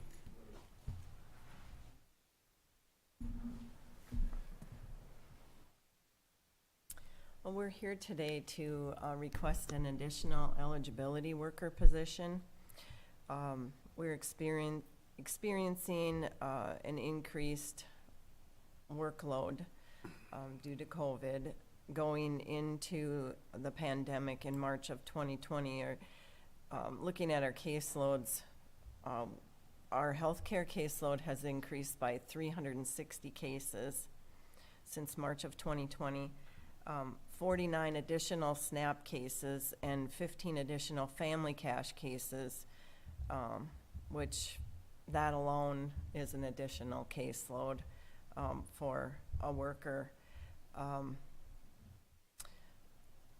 With that, we're also seeing an increase in combined applications, and I'm sure that this is in response to unemployment ending just this month. So in July, and these are brand new applications for SNAP and cash, we had 19 brand new applications, 35 in August, and we're already at 53 in September. So it's just continuing to climb.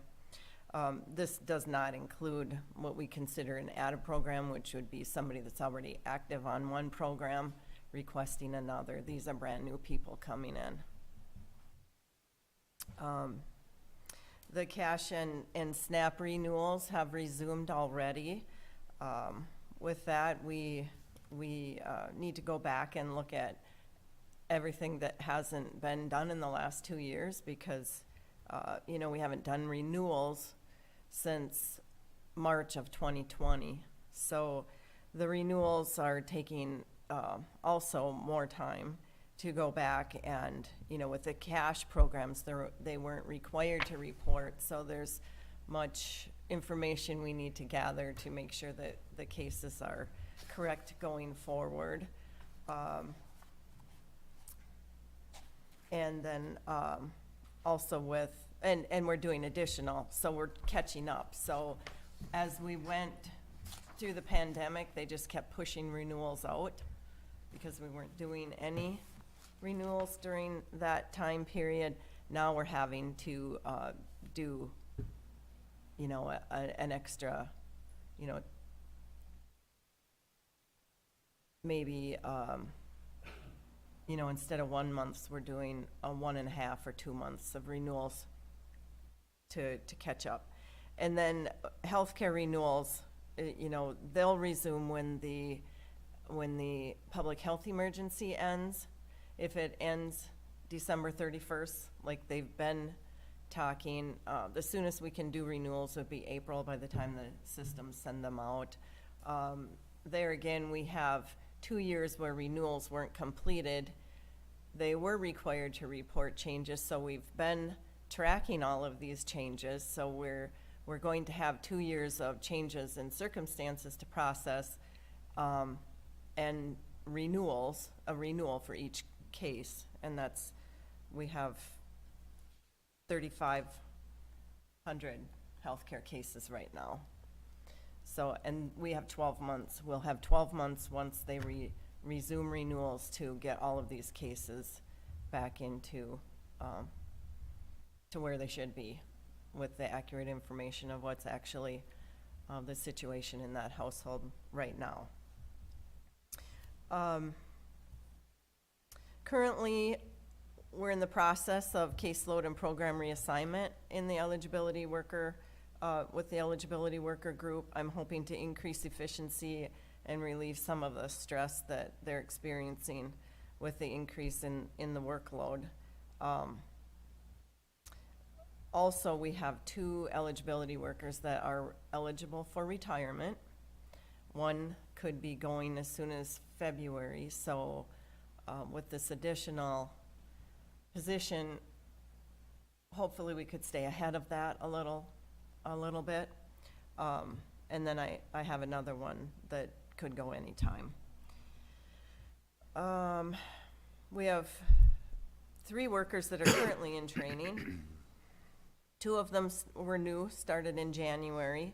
One of them is, he's been here for a few years, but he's now moving in to the long-term care position that was recently vacated by a resignation. And then we also have the posting for that position. So we'll be filling that. So we have a very, a very big need to add someone right now to get us through the next year or so. And then we can look at, you know, attrition as, you know, we have more retirements, or it could be one of these, you know, if they don't leave in the next year. Right now, this is our initial need. We just, with the recent resignation that came in, we just, it's tough. Our workers are, it's a lot of work that's put on their plate each day. A lot of stress that comes with it around eligibility and with our populations as well. But this is our first request. I'm anticipating that we'll be coming back with an additional request as the work isn't ending. Programs are changing. They're coming more intense. The audits, we're struggling to get the work done with the amount of people that we have. So I'm going to be honest with you that you're probably going to see us back here in the near future, but we will follow protocol and go through personnel first to do that. But we do have an immediate need to get our eligibility workers some help down there, because they cannot continue with the caseload sizes that they have. And the different programs, 15? How many different programs do we have? Different eligibility requirements, different expectations. And then we have our state auditors coming in and auditing us, and if they don't find something, they go back 2 years to find something. So it's a stressful role, and they do a good job, but it's becoming difficult. Jackie, when we went through personnel, you also talked about the training period, how long it actually takes to train someone to go into or to be put into a position like this. Easily a At year, least a minimum of a Before year. we're comfortable with them approving cases on their own and their comfort level. It usually takes, you know, the training itself isn't as long as the hands-on learning with the lead worker as they work those cases. But Madam it's Chair, a they're good already year. behind the 8 ball. You've got a resignation, you gotta replace, and maybe you're trying to replace other ones already. But you're already behind the 8 ball when it comes to hiring and actually training, so, you know, I don't know how this fits into your budget, the additional one, but to catch up is gonna take some time, and that might be a year or two down the road before you can actually Right. catch up. Right. Actually, maybe longer. So, how does it fit into your budget? Right now, it's, this is not budgeted, because we didn't anticipate the resignation. We didn't anticipate coming this quickly. It is 50% funded by the state. We are hopeful that we can utilize the ARPA funds that are available to help with that gap of that 50%. Okay, but short term, Short term, that would be for the next couple of years, and then we're thinking through the next couple of years, when ARPA funds ends, we would, through attrition, be able to absorb Okay. that back in, Okay. is what our plan is What our right now. hope is. Any other questions or comments? And you're planning on bringing this to board Next, October 5th. October 5th? I got the date written I know, down. I'm kind of mixed up too. Okay, very good. Thank you. Thank you.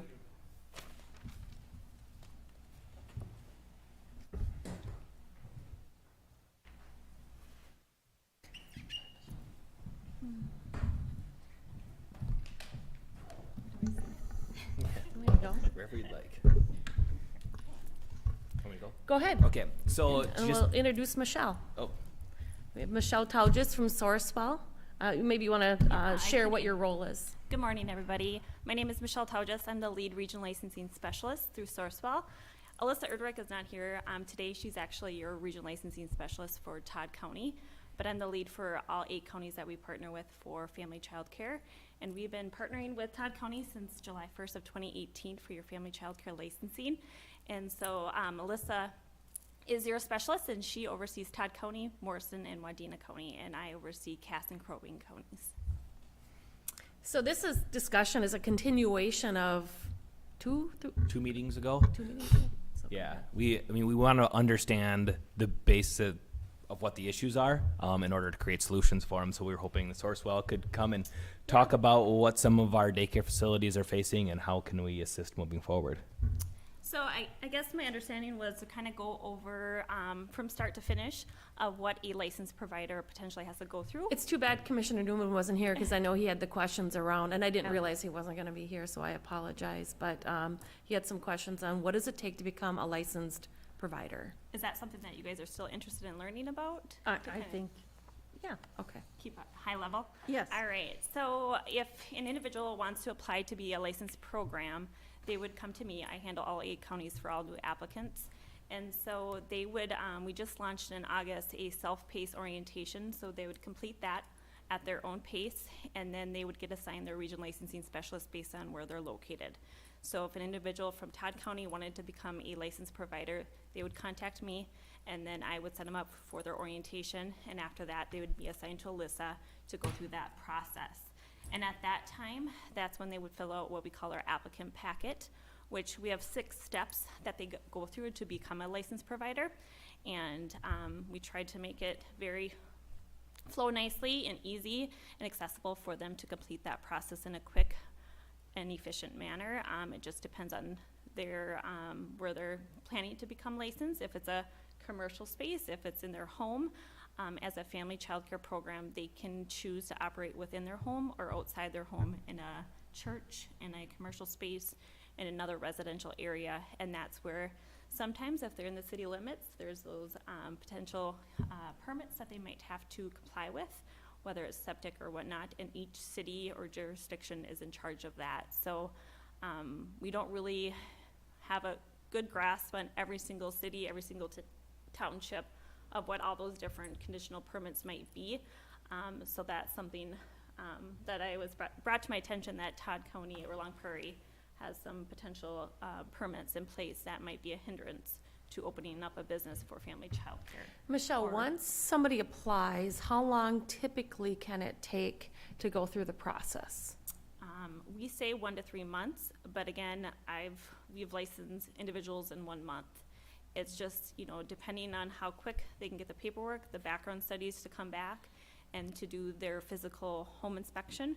And if there aren't too many things they have to complete, it could be a quick process for them to become licensed. So we kind of put in their ballpark of how quick they want to become licensed. Sure. Madam Chair, how many licensed daycares do we have? You currently have 38 active licenses in Todd County. And 4 that are I was gonna say. in the process. Okay, and how many of those are centers versus?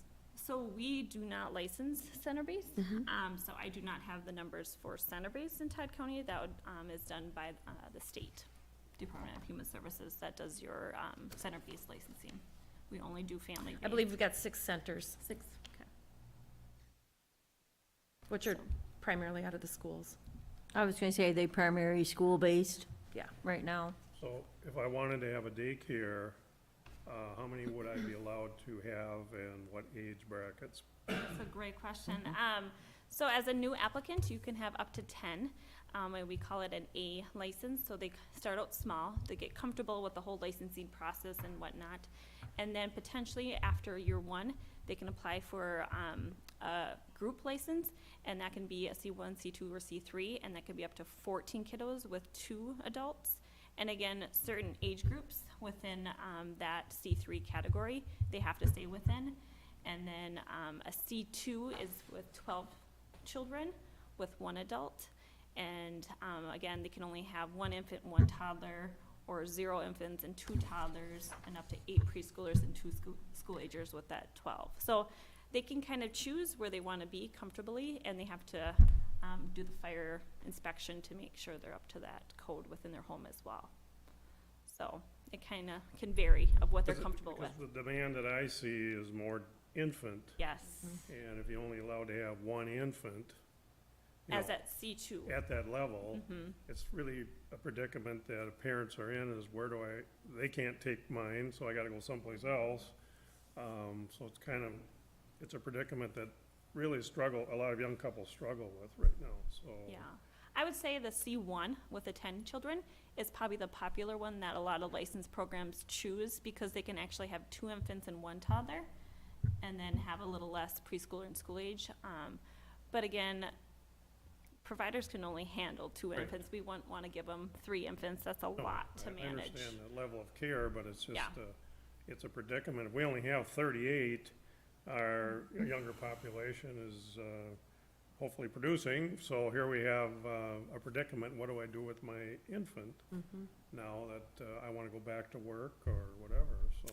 Yeah, we definitely see that infant and toddler shortage, and I wish I had all the answers for Yeah. that. It's just a matter of, again, continuing to make the licensing processes easy and less stressful on the paperwork side so that we can streamline all that, so that part isn't a hinder for them to become licensed, so that they can fill that gap of the childcare shortage. So, any other questions about the whole licensing process? No, I've always been curious, as a commissioner, about providing daycare for employees. And I know there's an expense that goes with that, but, you know, we have 90 some employees, maybe 200. I know I have 100. Yeah. Yeah, there's 2. Maybe there's 200 and some, but anyway, just providing daycare for our employees has always been in the back of my mind is, you know, how would we get there? And what would it cost us?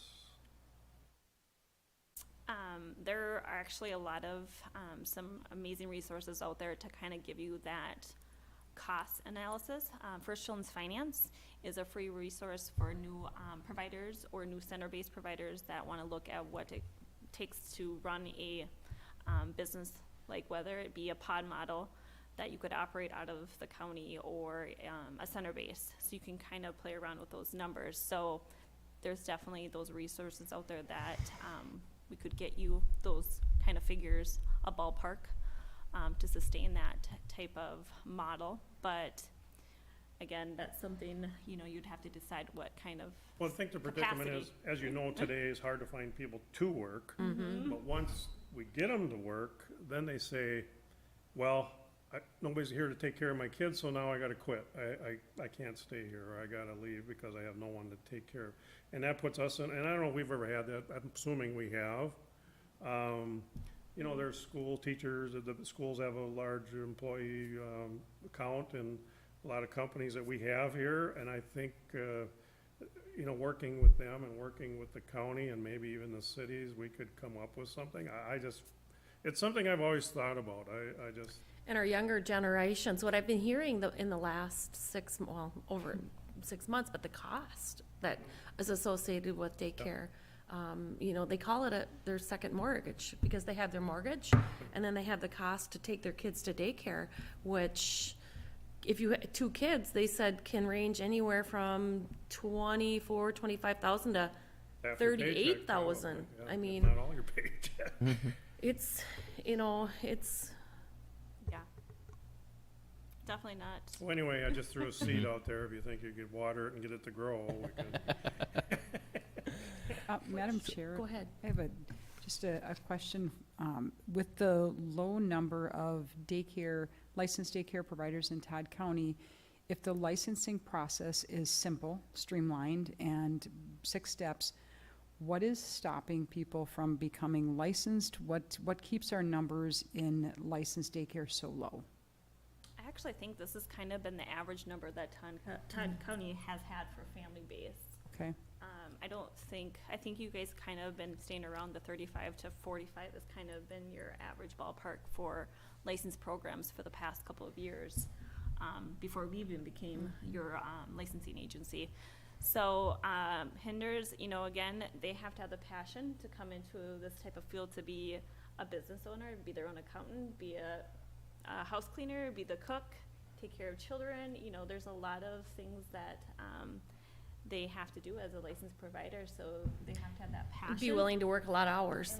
Work with some difficult parents, and I would say that's kind of a hot topic, is dealing with the parents, not so much the children, but parents not picking their child up on time and not treating them as a business. So that's why more providers are now doing it outside of their home, so they are treated more like a business, not just a babysitter.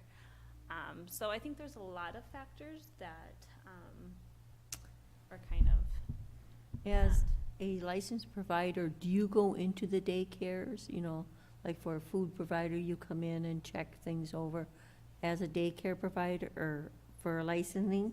Yep. For inspections, and how often do they occur? Yeah, so we are mandated to do one unannounced license visit annually. Okay. But if we do receive complaints, we do have to follow up in person. So we work very closely with Child Protection at Todd County to handle those complaints. Sometimes we'll go together, but we do have to do an on-site visit for those as well if we get complaints. Okay. So there might be some additional. And then we implemented a 6-month follow-up visit for new applicants to kind of help mentor them to make sure that they have that mentorship in their first year. Okay. So we're setting them up for success. Right. So, I don't know if you had any other. Okay. The reason we've Yeah. started all here is because what our local county ordinance is a little bit of a roadblock itself. We've discovered that there's been 2 or 3 cases recently where people have been hesitant to start a daycare, and we don't want the ordinance to be a deterrent.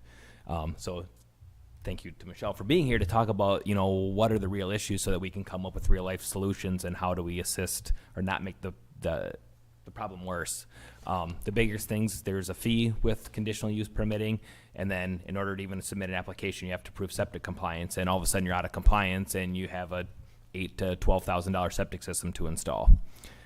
So what I foresee here is us continuing to work together, come back to another work session with maybe some solutions to the ordinance side of things, so we don't have roadblocks there. But we have some ideas we've talked about already, but to get something more concrete put together and present that at a future work session would be my thought, and then see where that goes from there. But if a minimal fee is deterring people from submitting an application, I think there's solutions to that. And we can still have some control and some say in the conditional use process, so we'll look at what the options are out there, and also maybe some funding for septic system improvements and stuff like that. So. Michelle, what is the initial cost for a daycare license? Yeah, so actually all fees go directly right to Todd County, and it's $50 for a 1-year license, and after 1 year they can apply for a 2-year license, and that's $100. Plus there's some additional fees, like if they have to have a fire marshal inspection, that's another $50 fee, training fees, cost that they have to purchase items for their business, and then if there's a conditional use permit cost. And again, that varies across all borders of what those potential permit costs are. So, and background studies. What's a CUP cost for a daycare right now?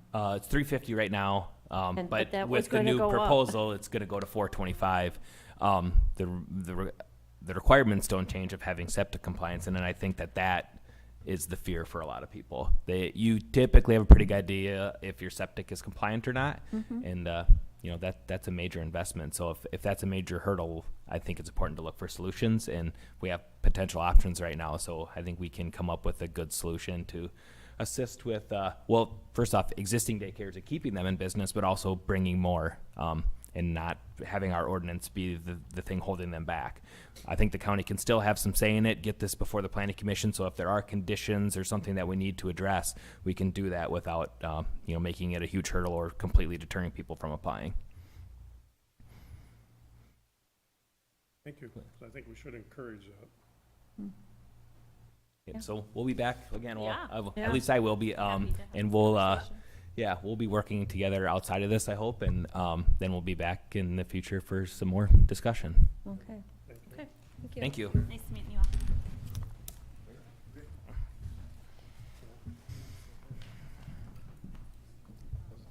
Okay. That new one that they did, yeah. Well, he talked about that one guy wanted to bring the daycare center in, that guy he always talks about. Yeah. Thank you. Thank you. By all means. Nope, you can take it away. Oh, and you want that too, yep. Okay, so thanks for asking or having us come up. So it's part of the county and SWCD agreement that we share our budget for you.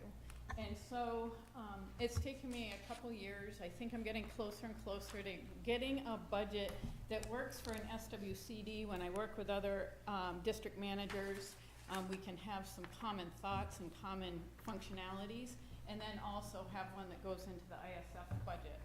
So what I handed out to you today, you have two pieces. One is the ISF budget that the county gets, the numbers that are associated with each line item. A lot of times when I'm talking with my board, they glaze over when they see that. So they just want to see the larger numbers. So this is what gets presented. And then this ISF budget is for the auditors and for the county, so they can operate as they need to operate. And they will, the board will approve this as an addendum to this budget up here. So just to super simplify it, we have the ISF, the county budget that's here, and then I need to have a planning budget. It's a more, in my view, a realistic budget of what's going to be happening. But because we are grant operated, we never know whether we're gonna get a farm and we're gonna expend all of our grant monies in 1 year, or are we going to just expend, you know, a portion of them. I pretty much have a good idea looking at projects that it's probably gonna be a portion, but because we never know if it's gonna be the full amount, we have to budget the full amount. So all of this is incoming over here, and then you see the outgoing, and it's a zero budget. We'll just get this. Okay. Yep. And so the other way I organize this as well is just to, by positions, because there's a lot of times you guys have questions on how positions are covered. So up to, from the top down to here, right there, that is all our feedlot and farm conservation position money that comes out of there. And then from NRCS, from riparian aid, down to the AIS, that's for our riparian position that we just got, plus my position as well. I kind of pull out of all of these depending on what I'm working on. And then you have the WACA, so the WACA position also does odd wells and is currently doing buffer, so that would be their grants. And then we come down into the local, the farm bill position, and then the local capacity grants, which supplement my position and all of the other positions.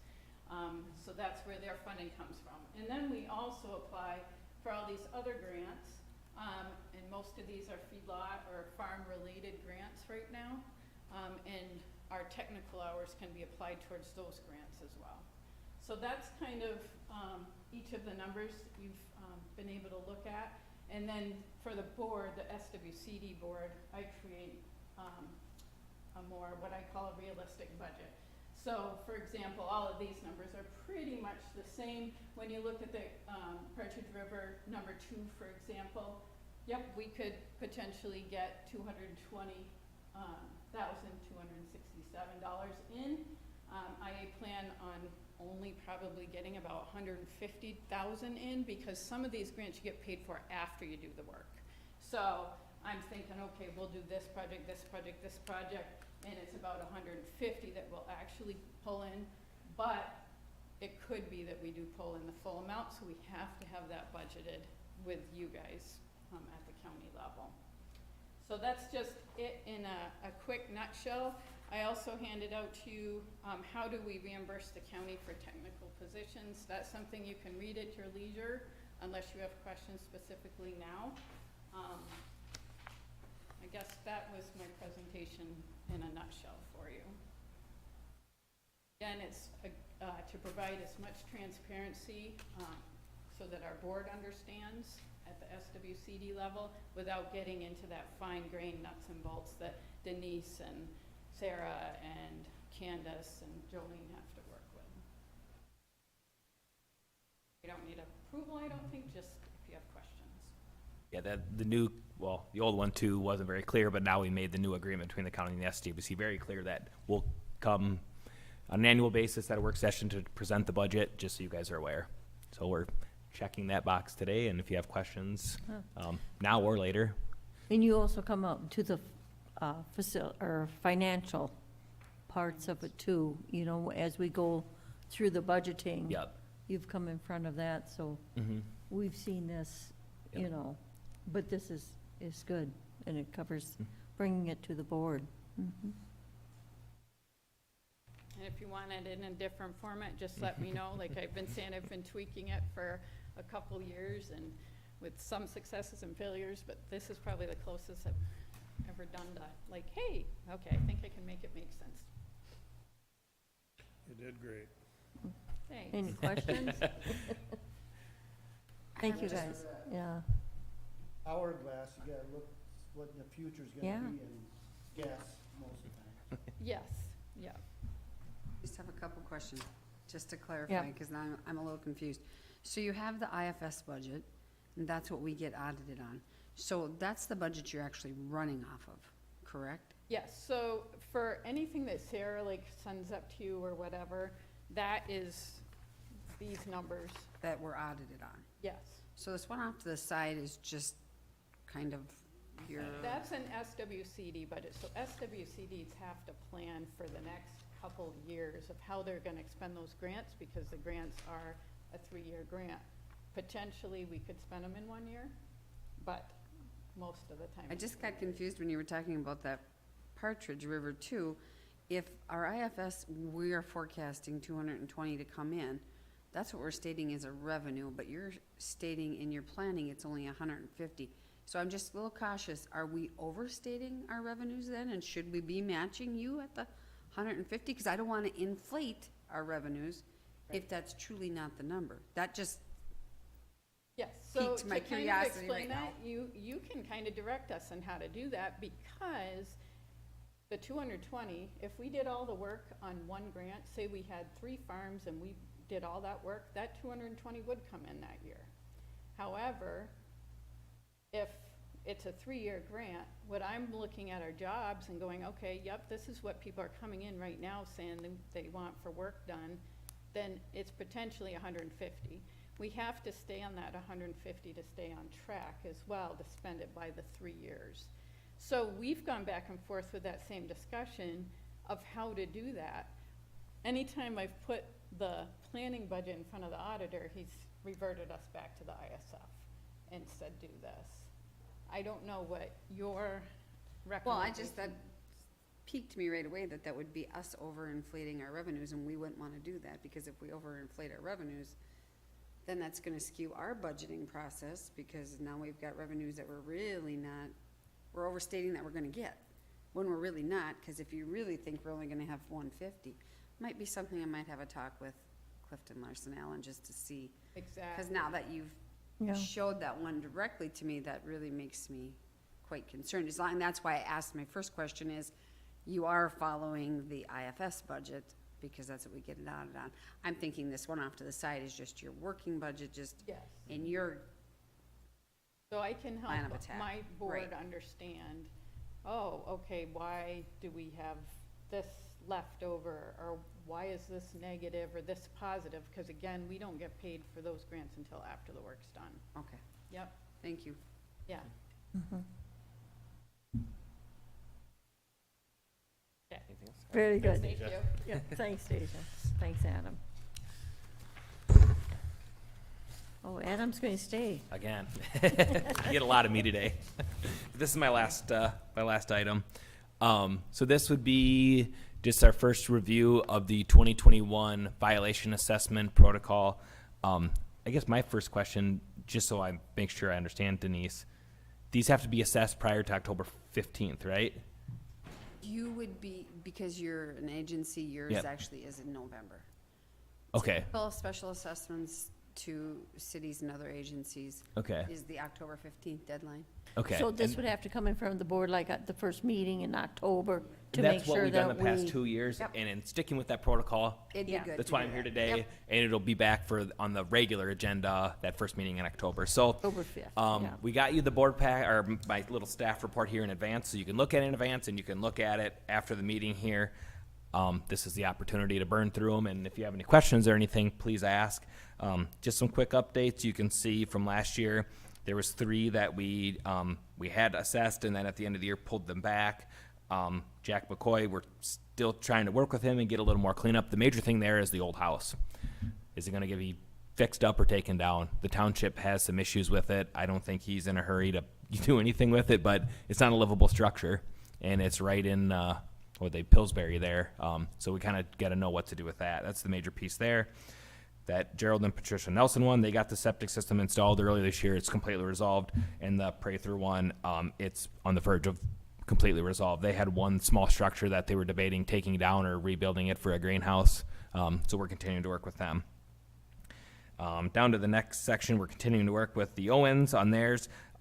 Stephen and Daniel's names were on the property, and we were notifying them, and they were under the assumption that they would just pay the fee and then move on with life. Well, luckily we got connected with their sister, and she's been hard charger to get it fixed up and been really good about it. We actually were just up there last week visiting with her, and they are waiting for the metal scrapper to come back and haul another load of stuff away, and we'll probably have that one about cleaned up also. And then the James Stemig one, that's the one down in Randy's district with all the ice chests and a couple old houses. That actually is in foreclosure, and the bank took it over. We've been in contact with the bank and some third-party company that works to make sure the zoning violations are cleaned up, so we're not even working with Mr. Stemig anymore, and as far as I know, in the next coming months, that property will probably be wiped clean. So we're not looking to assess that one again because we're having some, it's been forced to be cleaned up at this point. And then getting into this year, thinking back to last year when I was here, our intention was not to go after new violations because we had a bunch of lingering ones out there and some reassessments. So we wanted to continue to work hard with those individuals to continue to make progress on some of our highest ranking ones from the past. The Tim Forcier one, I think we're getting close with him. He slowly made some progress. My biggest concern with our public nuisance ordinance is the public safety. Right behind the house there, you can see an old swimming pool, and it's got green slimy water in it. Last time I was there, was maybe a foot or two of water in it, which seems like quite a hazard in a residential neighborhood. But the property looks a lot better now than it did a few years ago. So that's one of those where we're going to try to get in touch with him, see if we can make some progress between now and the end of the year and finish getting cleaned up. But I would anticipate that for now, an assessment would be appropriate for the third year with the hopes that we can remove it in December. Langseth one, there's been no contact, no progress, no anything, so I think we're looking at third year assessment there. The David Larson one, a little bit interesting. I finally been able to have some contact with David, but it's been just that. We've talked a bunch of times. Twice we had to cancel our site visits because of rain. Twice I had to reschedule. I had a funeral and something else pop up, but then there's been 2 other times I sat out on that site waiting for him to show up, and he never appeared. So my contact with him has been, you tell me when you want to meet and we'll work together. But, I mean, you can see how big of a mess that is out there. It's been that way for a long time. We have had contact with him, but the contact has not resulted in any progress. Adam, I don't know if you know that he's in a nursing home and that house that's on there. Yep. There was a fire there. I had heard that there was a fire last week or the week before. It's not burned all the way down, but Yeah. it's close, yeah. I am able to communicate with him fairly well, but not great. I think he had a stroke or two recently, but he says he can go out there, he can get a ride and meet me, and but it just hasn't materialized. So this is a tough one. His health is a real concern. It's been like this for a long time, but how do we get it cleaned up? Because there's a lot of stuff out there. Who's the other name? It's David? I believe that is David's mom. That's his mother, yeah. Yep. Mother? So it's, Who she's yep. passed away. And then Okay. James has the land around it, which is David's brother. Okay. So I believe this is in your district, right, Rod? Right. Yeah, and it's just a tough one. It's a lot of factors here. We did assess it last year. There's been no progress since, but we've had a little bit of contact. And, he himself is not able to clean it up with his health, but, can you get somebody in there to clean it up for him? Maybe. And I don't know if you have thoughts. Existing for years and Yep. years and years and years, and so Mhm. it's gonna take some time. Yep. And I think it's a positive thing. At least we're having some conversations, but conversation is just that. It's conversation, and there's no action on it yet. The Jeff and Christine Kuhlman one, from last year, there's been no more progress. The fence went up, and that's been it. So I think we're looking at potentially moving forward with that one. The William and Marcia Owen one, this one was last year. They said they cleaned a bunch of stuff up, and we said we'd be up to verify it, and we determined that there was nothing done. We've been there by there last week when we were on the other Owens one, and it's probably worse than ever. So no progress there. The Harold Harcum one, we drove by that one last week too. A lot more cars and stuff laying around there too. We've continued to send letters and try to contact them, and they just aren't contacting us. So I think we're looking at moving that one forward for assessment also.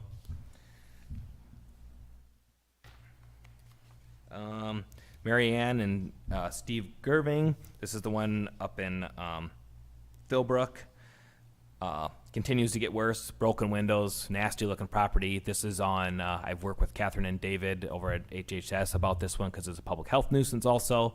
They live in Florida and seem to have, they don't care about the property. And so I think we're looking at moving this one for sure forward because it's just nothing's happening with it. There has been some people that were interested in purchasing it and getting it cleaned up because they want to tear it down and build a nice garage on the corner there, but that never happened. So as of now, they're ignoring our notices, not having any contact with us or with David. So I think this one for sure needs to move forward for a second year assessment. And last one, Linda Hansen. This one was a septic tank that was crumbling and falling in. It was in Philbrook right next to the Gerving one. They dug the tank up, filled it in, but had some local farmer do it for them. That's not following our normal procedures. What we needed was a tank abandonment from a licensed contractor. We tried to give them the information. I actually called and told them that, and they gave me their email address to send them the form to get filled out by a contractor. If they could get somebody to sign it and say it was abandoned, well, then we're good. Well, the email address they gave me failed. Called them right back, and they continued to ignore my phone calls. So they're reluctant to get that final signature to prove that the system was properly abandoned. That's what I have. I by no means mean to rush through these, but if you have questions on any of them, or if they're in your district, take a look at them. I can meet you out there. Whatever we need to do to make sure we make the right decision on it. We probably won't do another site visit again because we did most of them prior to today, but these will all come back next meeting for assessment or not, and then we'll be working with them between now and December to finish getting them cleaned up. The only other thing I wanted to note, and I missed it right away, was that after these were assessed last winter, we send notices right away, tell them you're in violation, you're going to be assessed, you still need to resolve your violation. Whether they contacted us or not, maybe some did, some didn't, but we send a second letter later in the year reminding them again. We don't want to get in a position where they say they weren't told. So we send continual reminders at least twice a year and try to make contact with these people, and most of the ones you have in front of you are just reluctant to get back to us. So if you have any questions, I'd be happy to answer them. Or if you have questions later, email, call, whatever, and we can do site visits at your request also. But otherwise, we'll have these back next meeting. Okay, Very good. Thank you. thank you. That's all for me today. Well, it's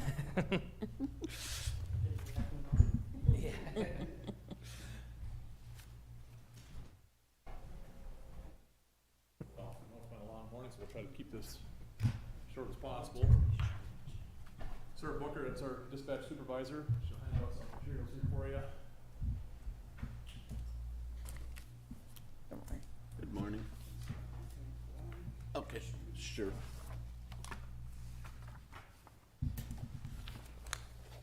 So let's get things started, and then I'll let Sarah kind of answer the question. That's her little world right down there. So we're looking at replacing the dispatch console, and it was installed. The one we have currently is in 2007. It's just aged out, and we're looking at upgrading it. As you can read, a slight reconfiguration on the floor plan is desired to allow for more storage and better workflow. Ergonomically, the old furniture workstations are just outdated. We did some research. We went to Carver County and Douglas County, one who has the Russ Bassett, and the other one had another competitor. We, after visiting both sites, determined that the Russ Bassett furniture and work areas were much better for what we are going to need them for. Obviously, the features that'll help out dispatchers, such as personal comfort systems, which heating and fans, task lighting, and personal storage options for each dispatcher, And Russ Bassett consoles also come with a 10-year warranty. We did get a final quote from Russ Bassett, including installation, and that's $80,527.35. Our old equipment consoles, Stearns County has expressed interest in obtaining them. They're looking at having a training center where they can use them in that. And to facilitate the remodel, a quote was obtained from Granite Electronics to move the radio equipment from the current dispatch area to the training room, the EOC room, during the removal and installation phase of the project. Estimate completion time would be about a week, maybe a little longer, but they're telling us they can get this all done in a week. They then will install the equipment into the new consoles once they are in place, and the quote for Granite is, to do that, is just shy of $7,000. The console and furniture and Granite Electronics quote are eligible 911 fund expenditures. As of the end of August, we're currently at a fund balance of $321,000. There is one final lease payment of $57,000 that needs to be paid in October, and then we'll be finished with that obligation. Then effective in August, the state has doubled the amount of 911 funds distributed to the counties. This increase for our 911 funds from $8,300 to $16,700 per month. This number may change slightly as they're currently working on the formula adjustments, but if it does change, it's going to be very nominal. The reason for that increase is the armor system is now paid for, so those on your phone bills, you'll actually see a slight decrease what you're paying into E911, but now those funds are going right to the counties instead of to the armor system. So I'll let Sarah kind of take over about the particulars on the consoles. Yes, we just included the entire quote, so there's the project drawings, with the layout and some of the storage options that we're looking at getting, followed by the actual line item quote for that particular layout. And then I did include the warranty information, and then also the quote from Granite Electronics to do that move, both the temporary move into the training room, and then the installation of the equipment back into these new furniture consoles. How many units are you moving out? All of them. Which is, So there's currently three. Yep. We're going to set up two Yep, temporary in the stations, and then we're, but Stearns wants all three? correct. What if we wanted to keep one back and put it in the EOC? I don't think that would be a problem. If they're take whatever we can give Yeah, them. they're gonna, Yeah. yeah. Well, I'm so just thinking the EOC has nothing in there except for some portable radios from what I saw. We have that There's one a- little station, but there's that a- little cubby. Yeah, so but- there's a console, there's an actual Little MCC console. 7500 radio console, just like what we have in dispatch back there. If we would need to move our phone system back there, now that's all network-based, so really it is just plugging in Yeah. the cables and doing. Well, I was that. just wondering if we just upgraded our EOC a little bit. Yeah, the only difficulty with that is that furniture that's in dispatch is quite large, Yeah, and that training room is I know. not. I just. So there may be some There's other. a corner over there. I thought maybe- Yeah, there may be some other serviceable options, which we did purchase, like a mobile desk stand thing here this summer. So it has the two monitors, it has the Okay. computer, it has, I think those are probably, that type of thing is probably a better option for that, just cause then when we're not Well, using it, it can just We be. can wheel it out of the way. it Just can a be- thought. Yep. If you, Yeah, for sure. just consider if you think we can improve that EOC a little bit, so. Yeah, and that's been on part of my plan too, is Okay. especially with the recent homicides and BCA coming in there. Yep. We're looking at hopefully doing some upgrades where we can actually paint whiteboards, cause we, of course, writing on the boards, and there's so much information coming in, we'd like to have the entire one wall a whiteboard, because her it done. just, there's so much information coming in, it's like one little board just No, doesn't cut it I've anymore. been through that. I know what it's like. I didn't have that stuff. Yep, and we've already If you upgraded can a do little. it, do it. Yep, we upgraded a little bit with, Mike put some, boosters in, so now we can actually use our cell phones in there instead of having to run out of there into Get a the street to booster, yep. call, and so we've had some minor improvements. We talked about some possibly ARPA funds, maybe putting a door in there so we have a restroom into social services, that's right there. Yeah, access So, into so we that. have access into that. Right. Some possibilities with that, ARP funds if it comes down to it, so we're thinking that route also. But, the 911 funds can only be used for a finite amount of things, and this is one of them. And so the funds are there. we're gonna be getting double our funds each month, and this would probably be paid for, well, it would be paid for in 6 months' worth of the new fees of 16. But if you move that stuff, it's a backup for the 911 system, right? Correct. Yeah. Yep, and that's allowable expense. Okay. And Yep. that too, Commissioner, that too, if we decide that maybe we want that to be a next year project or a 2-year project, the backup costs to make that backup center are also eligible expenses.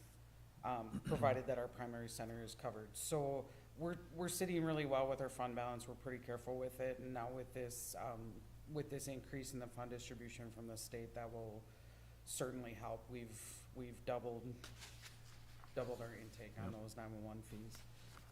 And also, obviously, like I said, the last payment is being made in October here, so now Yeah, so all that's the money's gonna be. 60,000, almost You know 60,000. as well as I do, you're always wish you had this and wish you Oh, had yeah. that. Yeah, Yeah. If you can do the best you can and get some of the nice equipment, that's what we should do. and that's why we made a road trip the one day, and we, like I said, went to Carver County and then to Douglas, and I personally, all three of us agreed, this Rust Bassett was far superior than It was, the other yes, equipment.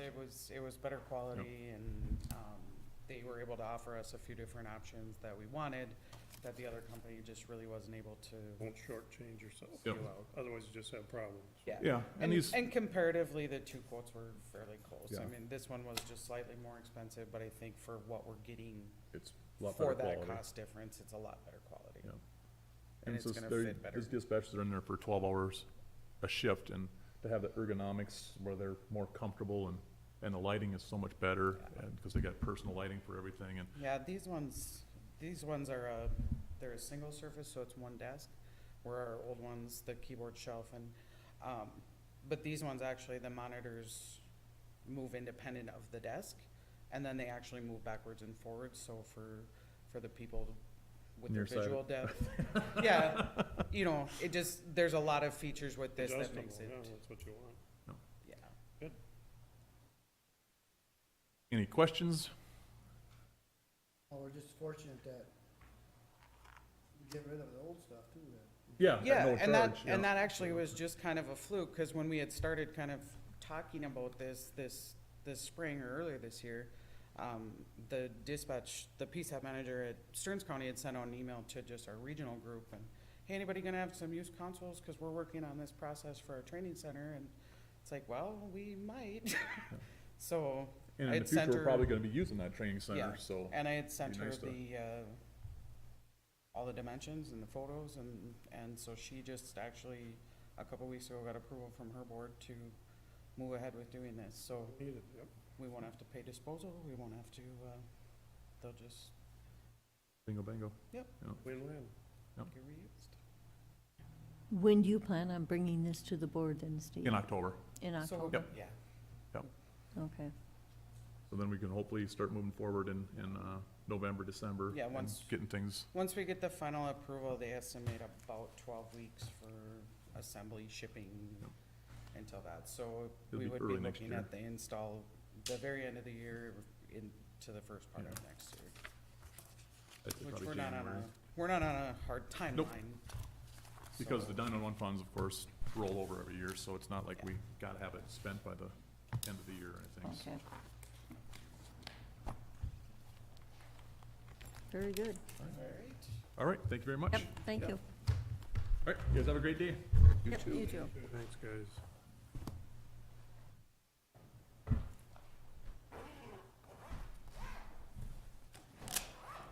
Don't forget your little notes. I know it got late on you, but Becky has tax forfeited.